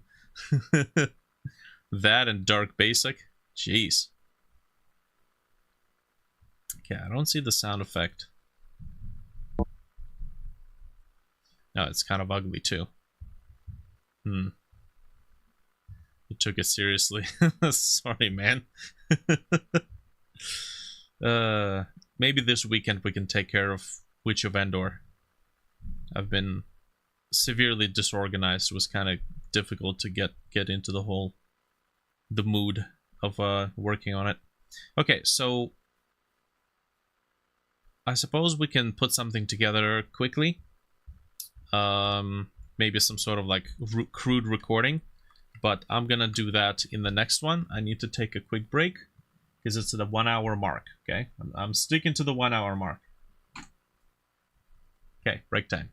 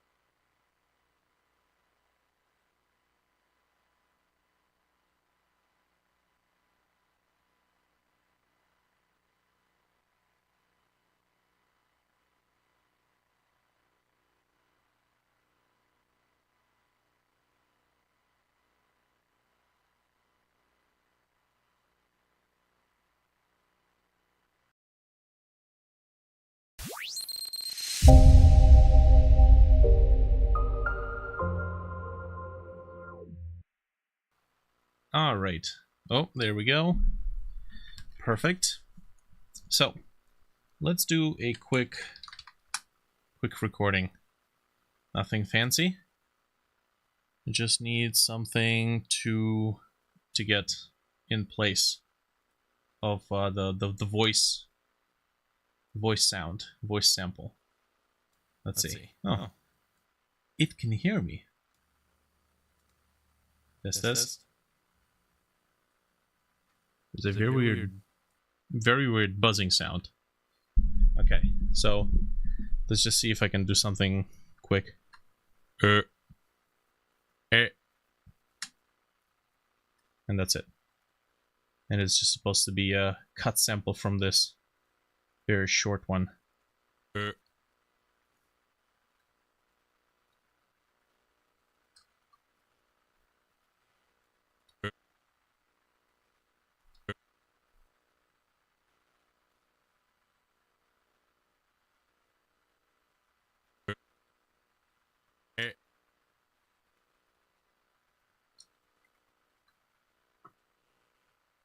Hey.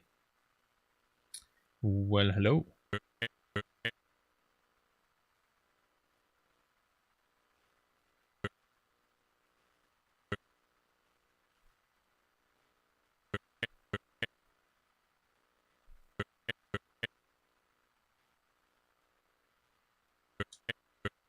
Okay.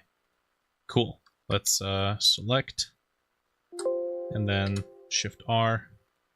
Select this as well.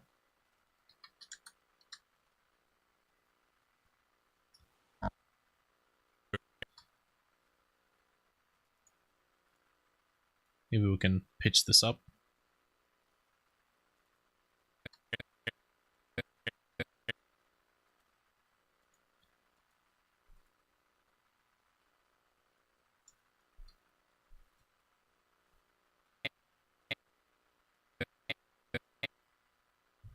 Maybe. Okay.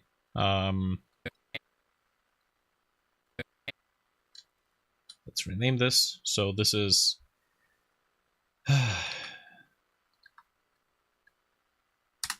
Malcolm. This is Ralph. Okay, we're just gonna do a quick save here. Temp, voice, typing, sound effect. Asset, audio, sound effect. Sure. Okay, and region render matrix.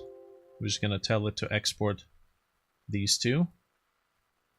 Render, is this live? Yes, it is. It's live, but it's also recording. Let's take regions. That's going to be the part of the name. Region name, and then location. Browse for file, I suppose. Or no. Folder, directory. Engine, audio, sound effects. Yeah, I guess we'll record it here. Let's do render one file. No. Render regions.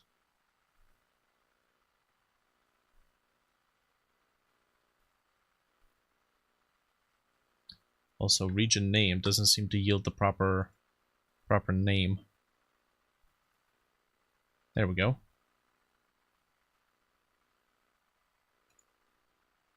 Cool. All right, and that should be in the project now. Now, I think we're gonna store. Let's get rid of that. We're gonna store the blip sound in the master node. Right, we have this.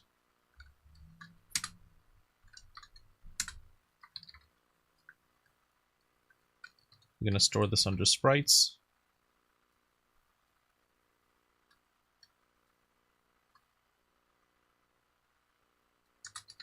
So it'd have to be a subdictionary, basically.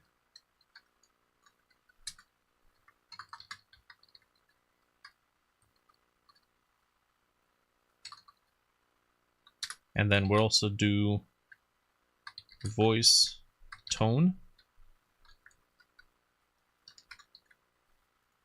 And this is going to store the little blip tone. So audio, sound effects, layer. No, this would be right here. Okay, so let's do preload. This is Malcolm, so that's here. And then Ralph is right here. Okay, now, first things first. This is no longer directly inside. We have to go to sprites. And then the single message has to have a sound effect. So audio stream player. Okay, so this is type vox sfx. And it is going to assign it when we spawn the box. Okay, I think it might be easier to just do a function set vox blip. Okay, so audio file, and then we're going to do this. The stream is going to be set to audio file, and then anytime we advance the letter, we're going to play the sound once. Okay.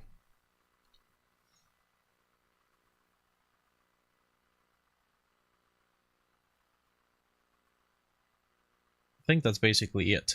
The only thing that's left is to make the sound file be assigned using this function.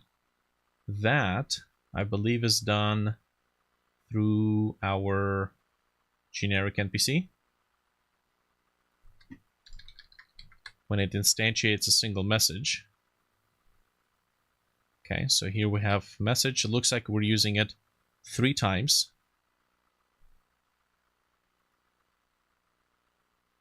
Unless we don't have to do it because it already has a character name.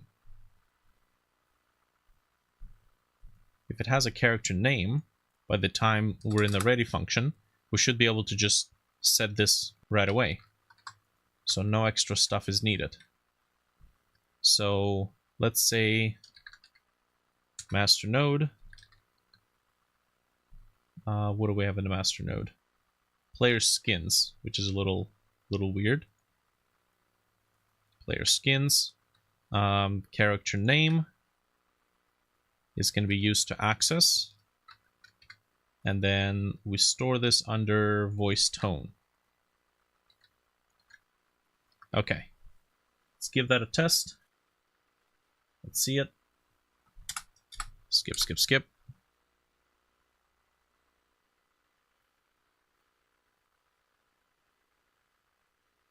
Okay. It works. This one doesn't.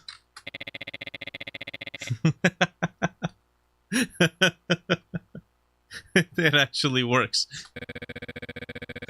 What the hell's wrong with you? Oh god.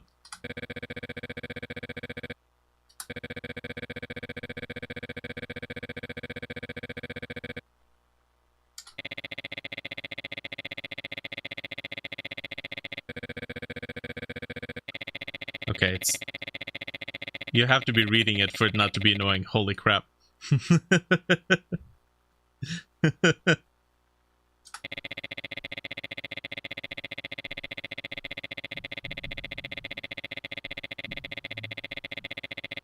Jesus, okay. Okay, maybe we'll speed it up a little bit so it doesn't... Jeez.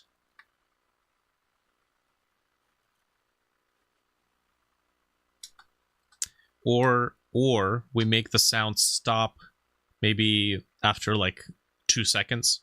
So anything typed after 2 seconds, it doesn't actually play it back. Oh, Jesus. I don't know if that's such a good idea. Well, maybe it's just really strong. Hold on a second.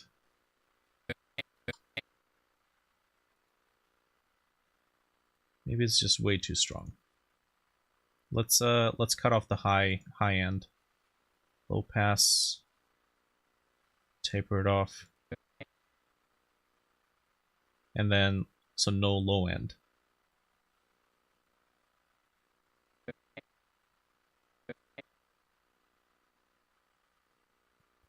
Random sounds to imitate typing, basically, yeah. Okay, so maybe it's just too much on the low end, too much on the high end. So we've dampened it. Let's override. Okay, let's take a look at this. Take a listen to this. I mean, that's the plight of not doing any voiceovers.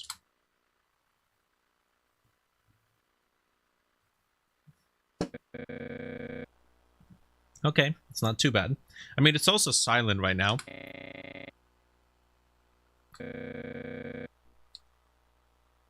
the hell's wrong with you?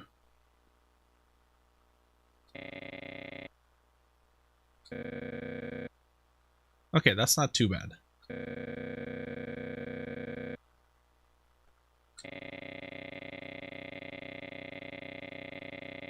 What the heck? There's a rhythm to it. What is it, Darude Sandstorm?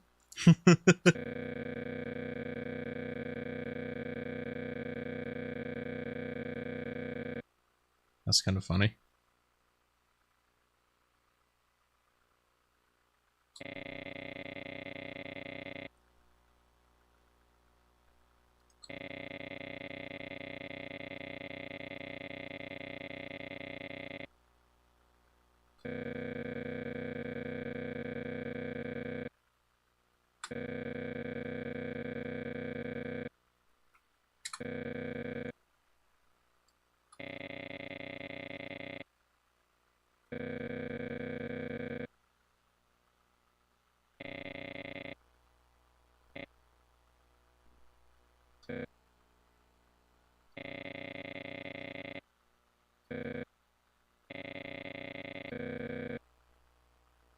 We should be able to skip this.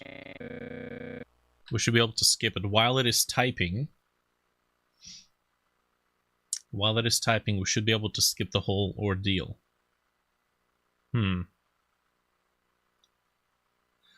Okay. How do we do that?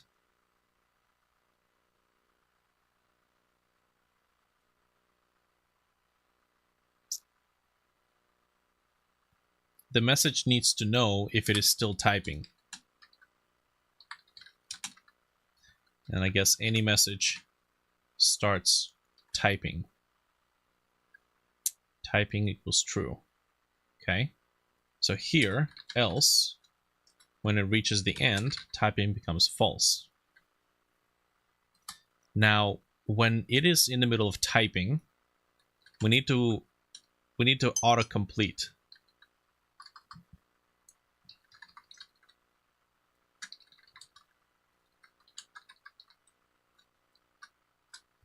Well, let's do force finish type.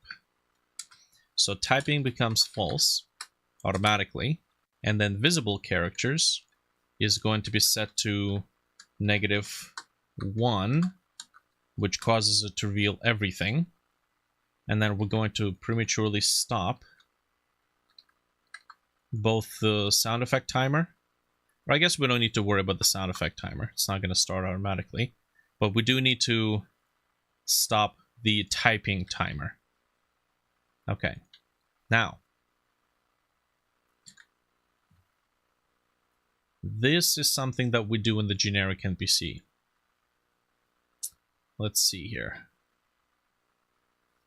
Advance the next message.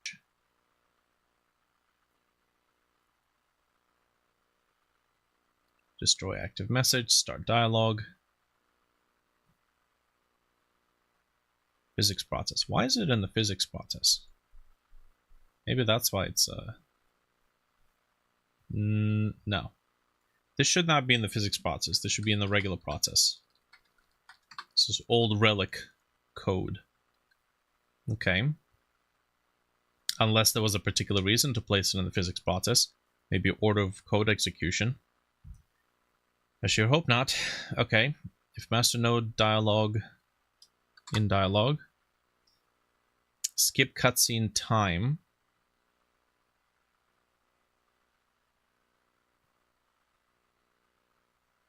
Isn't this right here exactly what that's supposed to be for? It might just be, but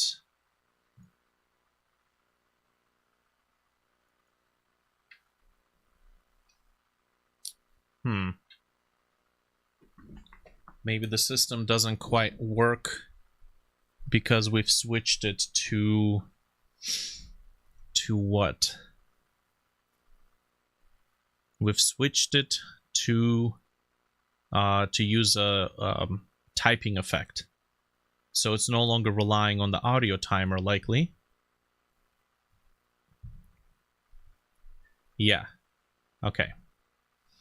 So here we check if it's under 2 seconds.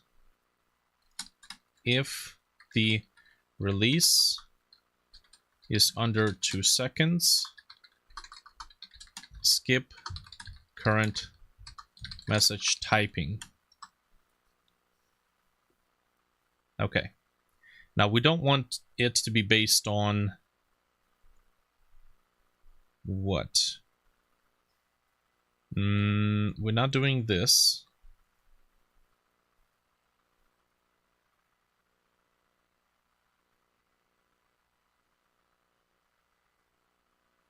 We need to talk to the message, which is new message box. So if is instance valid, new message box, just gotta verify.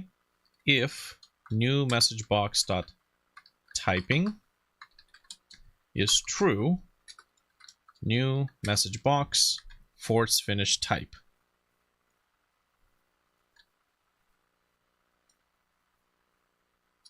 Okay, now else, if it isn't typing, then we run auto advance, because we don't want it to move on to the next message. We just want it to force finish the typing effect.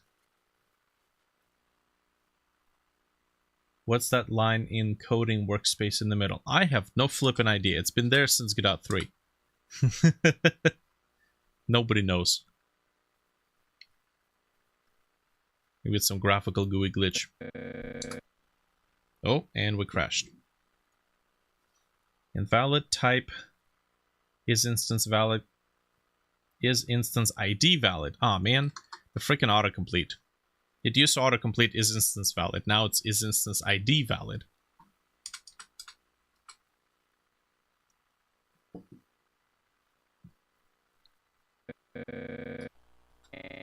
Okay, there we go.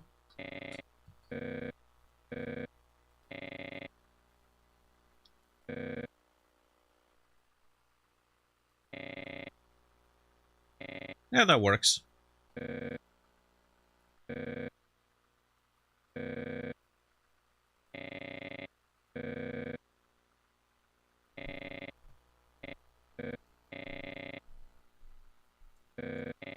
You know, we could potentially do something about the nagging nature of this repetitive sound. We could say that after the first 2 seconds, the sound will diminish in volume.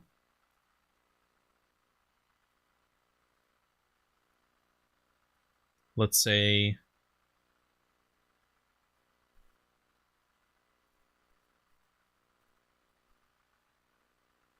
let's see, so right here it starts typing. So let's do var reduce typing sfx time, and then we'll just declare actually time get ticks milliseconds, and then when the node is ready, we override it. I mean, technically it should be ready at the same exact time, but that's okay.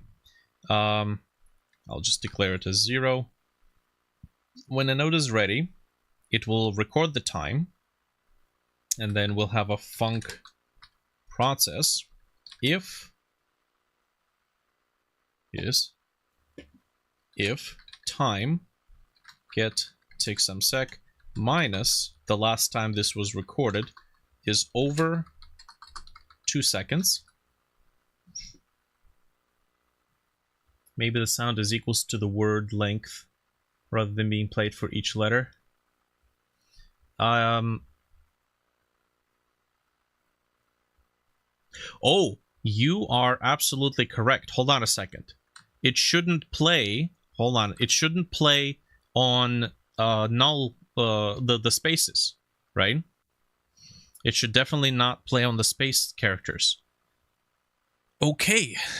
All right. That might actually break it apart. Let's see. So right here, if we're gonna get the text from the text box, then we're gonna do char at. It's weird that it doesn't know that this is a string. String, I believe it should have char at. No? We could probably just treat it as an array. Yeah, there we go. CHR gives us a character at a particular position. Returns single Unicode character from the decimal char. Oh, that's not what I want. Okay, I think we could just use it as an array of individual characters. So we're gonna take this character, whatever this character is, and if it is not an empty space, that's not what I wanted to press. There we go. If it's not empty space, it will play the sound.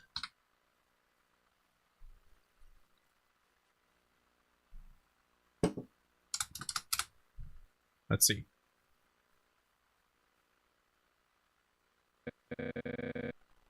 Okay. That works. Except it reached the end of the characters and failed. So I think we need to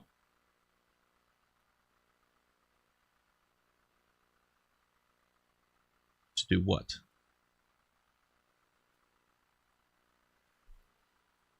Should we show this before? Maybe.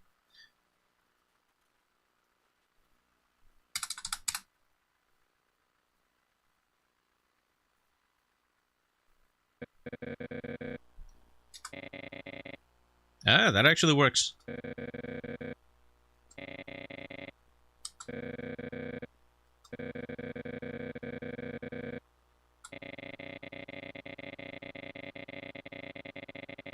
Yeah, even if it's long.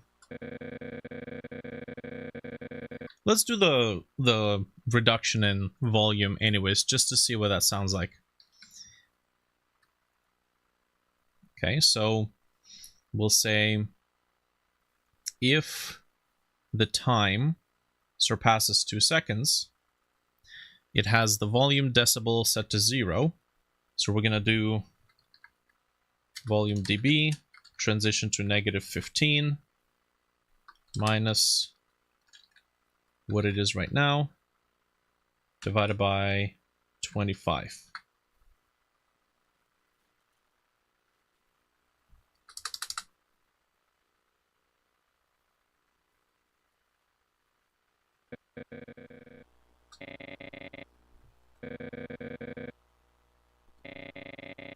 Interesting.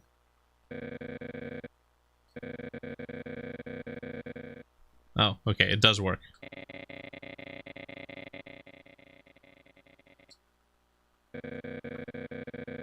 It does sound a little weird, though.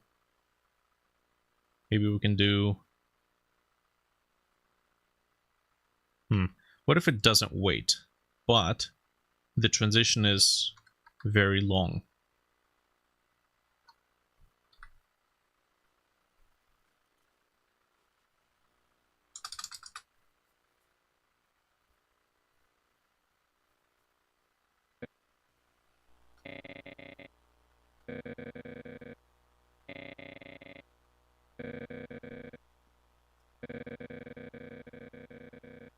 Yeah, that could work.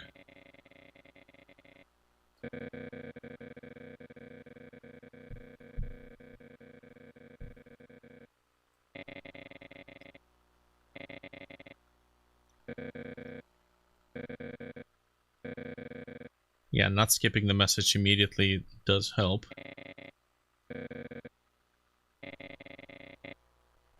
Although that right there is an issue. It reached the end just a smidge of a second before I clicked the button, and I clicked it, and it actually went to the next message. So, how do we protect from that?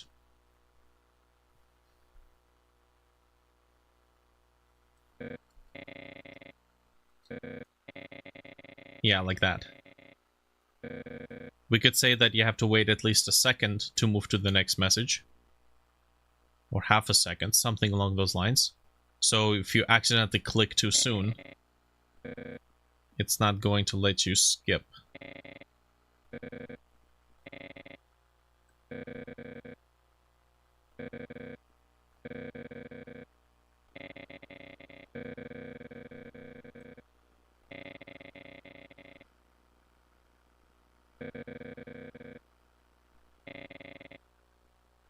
The fact that there's no music in the background also kind of makes it look a little, make it sound a little weird.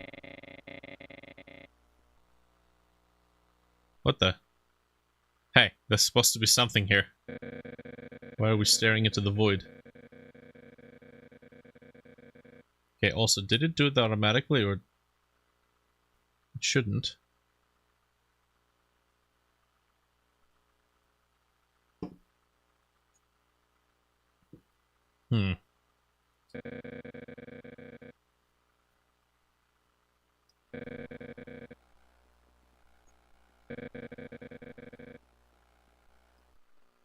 Okay, there we go. And then the game gives us control back.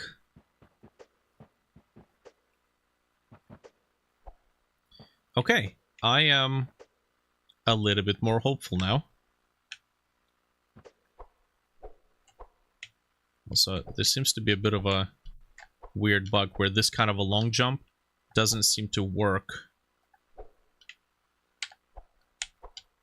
Well, not all the time. When I'm actually pushing the controller to the left. If I'm on the left wall, and then I'm pushing the controller to the right, it doesn't actually do the long jump. Or maybe it does, and I'm just...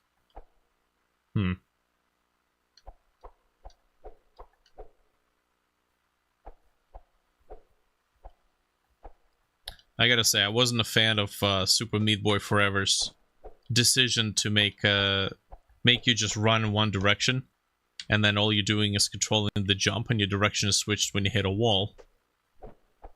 It's kind of a departure from the original.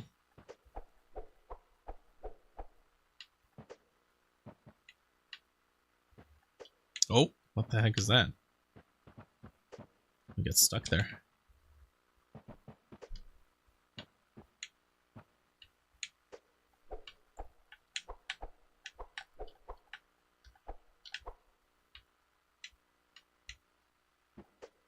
Shall we show a pop... Ah, dang it. Shall we be showing a pop-up of the timer? Something somewhere off the screen? Like when we stay here, we can see what the timer is. But when we go far enough away, the timer is obscured. Maybe have some sort of a pop-up that follows our screen that shows what the time is left. Whew, there we go.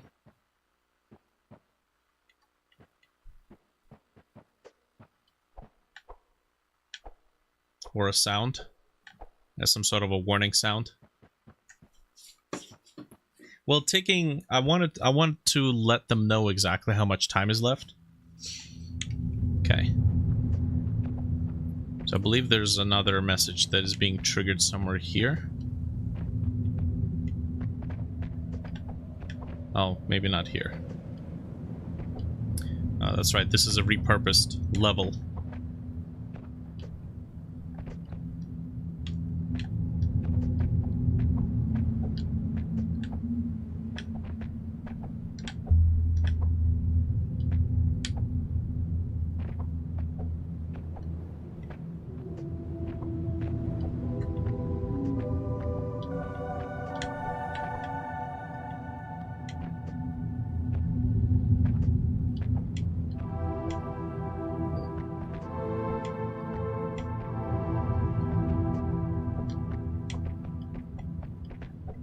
Well, come on.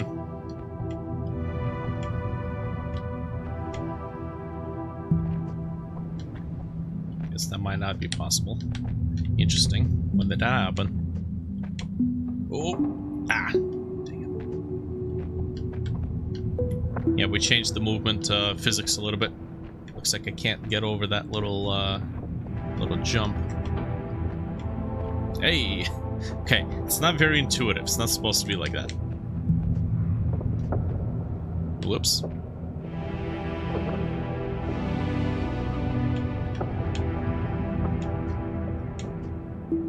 Ah, damn it.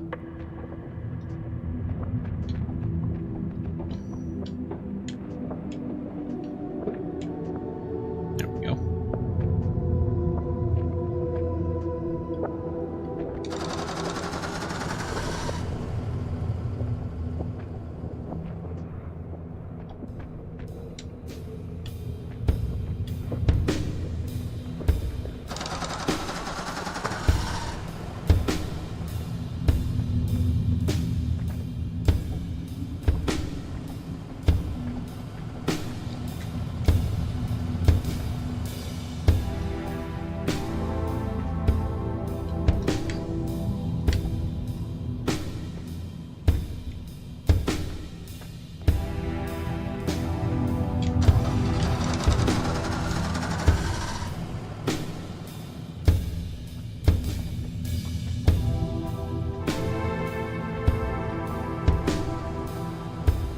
We only have two of the 5 lights.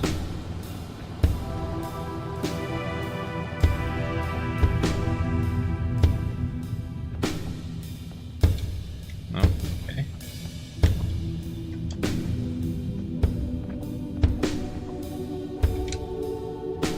Oh, go down there.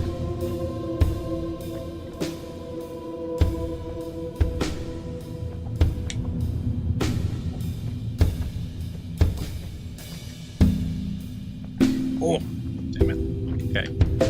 Glowing wires or electricity flowing would be great. Yeah, that's possibly something I can do. Maybe little sparks along the wire, indicating that it's got something flowing through it. There we go. Okay, that gives us 3. Okay. Where are the other 2? Oh, that's right.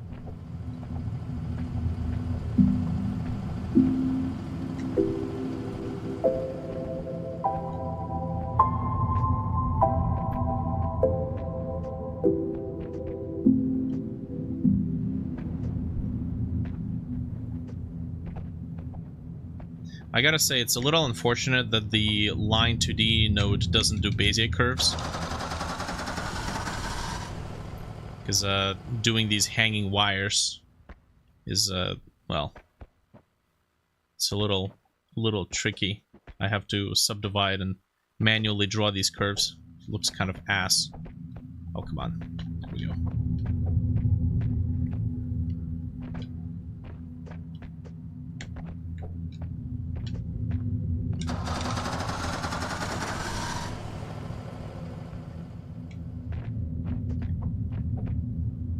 Well, so we have the background and some other props.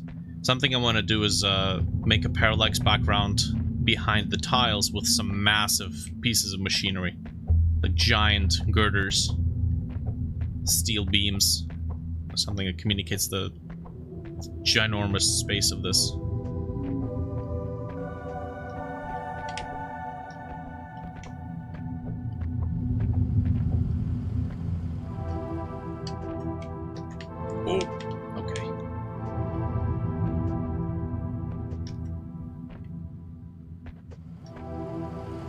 There we go. I could have just teleported there. Okay, we need to replace this. Alright, here we go.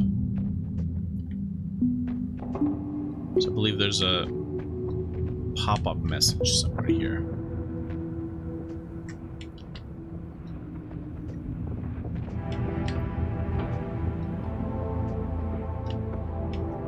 There we go. No.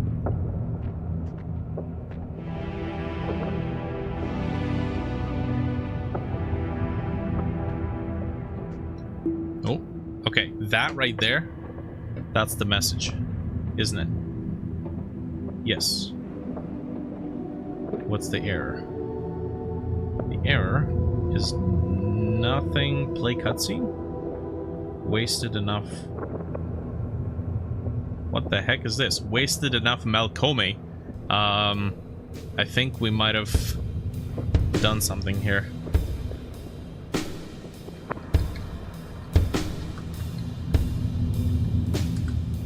Oh. Oh no. The dialogue key was wasted enough time, which has the word Tim in it, and I replaced it. Okay.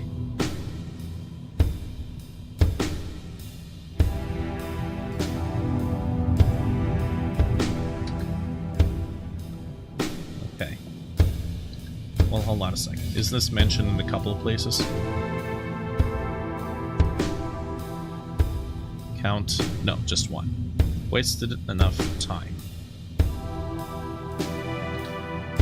Alright. Let's make sure we start from that scene right away.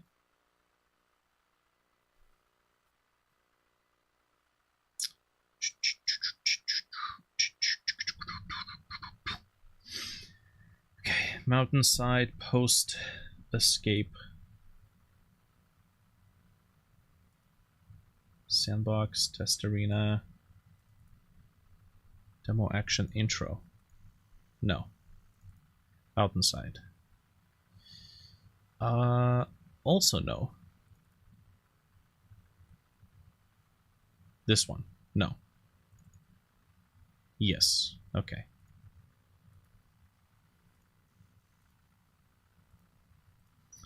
Okay, so you, right here, the trigger zone. This triggers a dialogue. This one. Trial course 607 could be anywhere. Okay, alright, fair enough. Let's just run this. I'll use a... Okay. And now we crash for a different reason, hopefully. Get length on base null instance. So this is where we don't want the delay time, because we don't want anything to do with audio at the moment.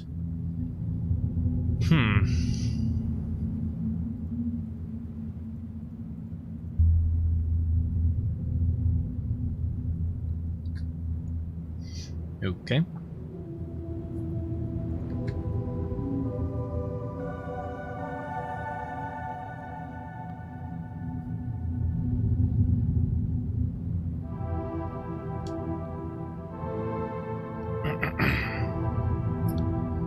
Okay.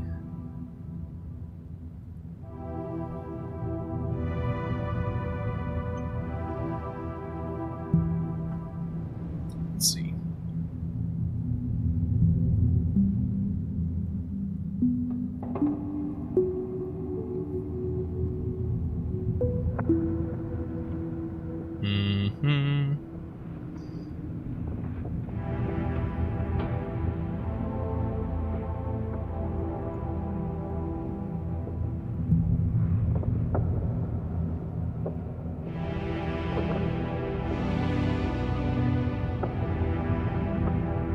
Okay, is this really the only thing we need? Stream audio file. We probably shouldn't be setting this at the moment either. Or playing anything, really. Okay.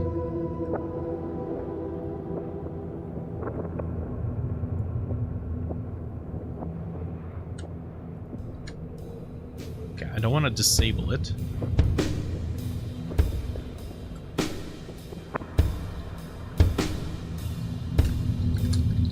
I do this. Maybe.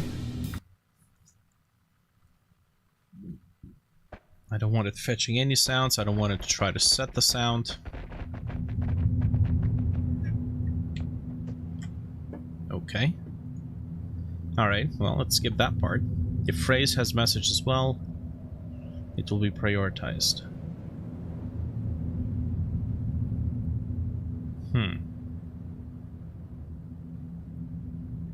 Invalid access to property key. Audio for message on base type dictionary.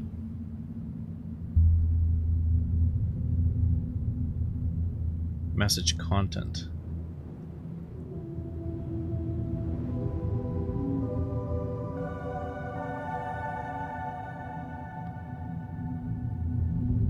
So we're trying to access audio for message, but maybe it doesn't have one.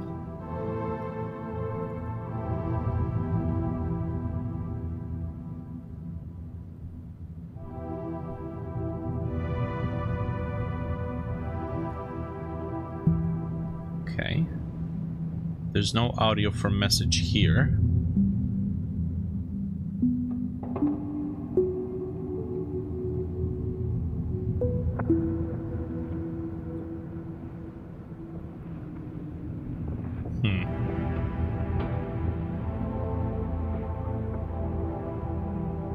The dialogue key is this one. Could be anywhere.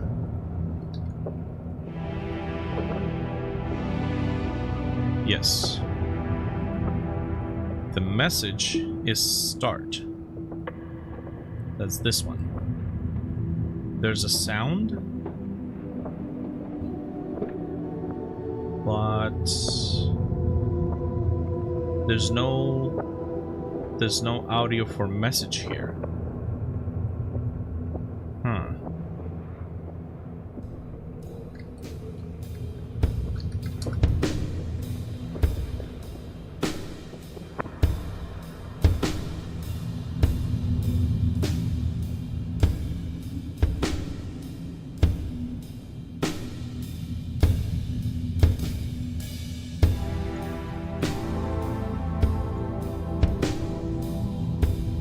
Interesting.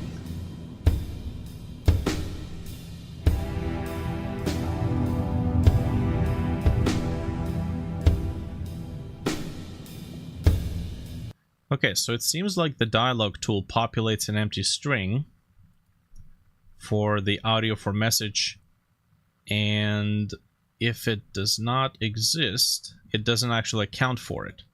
Okay, so we'll do if message content has audio from message key, and it does the size check. So if it fails on the first check, it's not even going to bother to do the rest of them. But the rest of it should still work. Okay, let's see.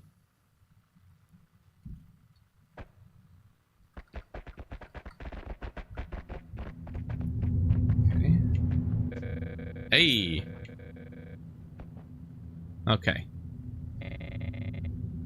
Now I'm actually pressing start on the controller, which forwards the dialogue next. Are we though? We don't know what happens when they get messed with. Well, I'm saying they're powerful enough for short distance jumps. So, is this a suitable enough solution? You see, before when we had voiceovers, you would just listen to the voiceover and continue jumping around and going through the level. But now, since we're just doing dialogue boxes, we have to read it. So the player would just kind of stop.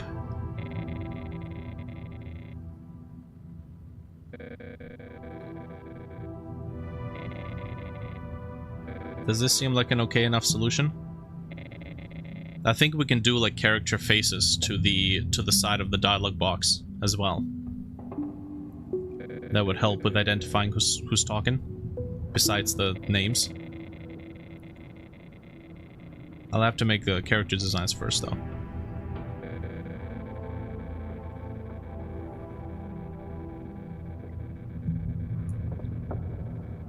Oh, jeez. That's a big text message. Damn. Can't scroll there. Might want to make it grow. Grow with the text box. Hopefully it grows upwards.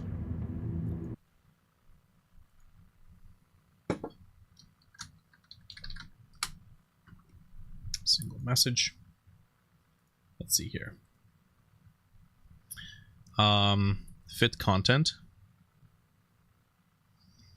And then we need to do something with growth.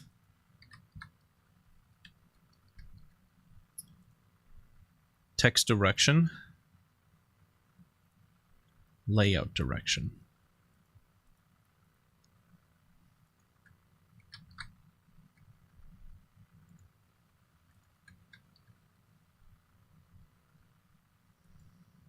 I could have sworn there was a property that determines which direction the growth takes place. Container sizing.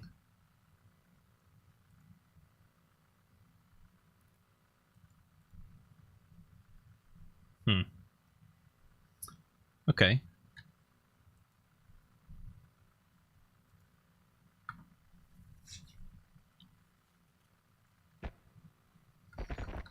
Well, you know what? I was dreading making the jump, but now that we're here and it seems to work, I guess it's okay.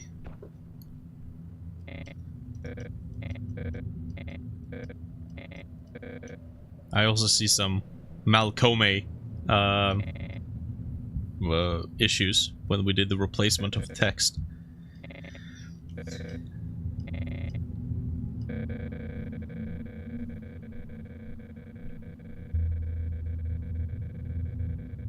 Hey, there we go. That works. And then it returns back as we instance a new text box. Okay. That, at least, that gets me unstuck from my current predicament, which is having no voiceovers whatsoever. And I can actually get this project done in its entirety, the early access in its entirety, with just text boxes.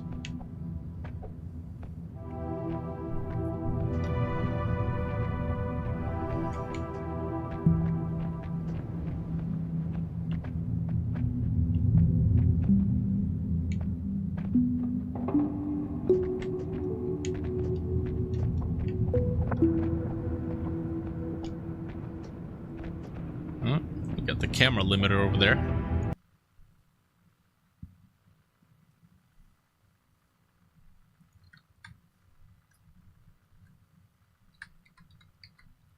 Marker right. Ah. Interesting. Guess we'll have to put the marker over here. Also, the Godot 4.3 tile mapping went back to using multiple tile map layer nodes instead of this garbage system with a separate like menu in the sub menu in the subcategory, so you can define how many layers there are. Thankfully, they've went back, because seems like little by little some sort of Unity features started seeping into Godot, and I'm like, man, what happened to the node-based development system? Come on. So I guess we can go ahead and extract tile map as individual tile layers. We can keep that there, and then get rid of this garbo. And we don't need that. Perfect.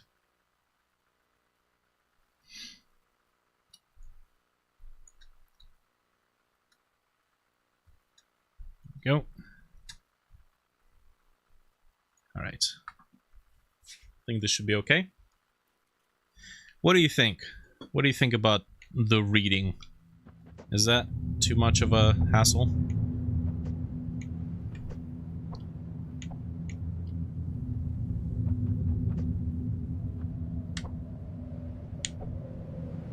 Okay, that right there, when I did this jump, it didn't actually do the long jump like that. Need to figure that out.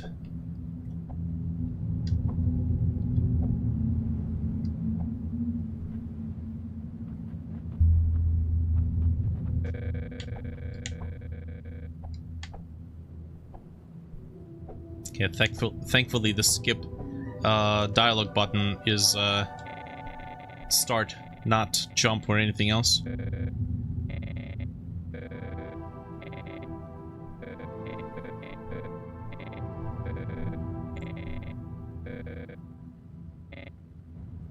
Nice.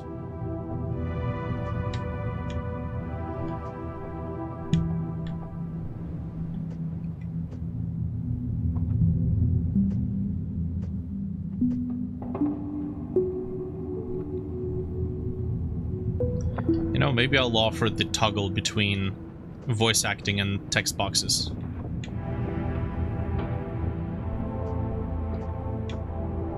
Although I've seen somebody do voice acting in their game and they just got totally shit on, which isn't really nice to the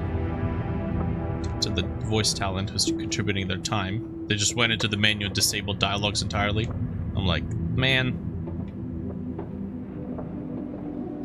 Although the writing was a little, to be fair. It's just the start will be polished. Yeah, fair enough. Nice. Oh, that's not supposed to be behind.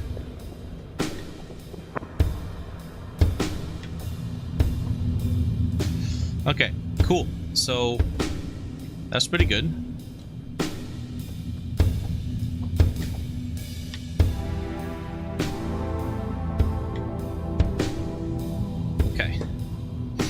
I'm not gonna actually play through this for now.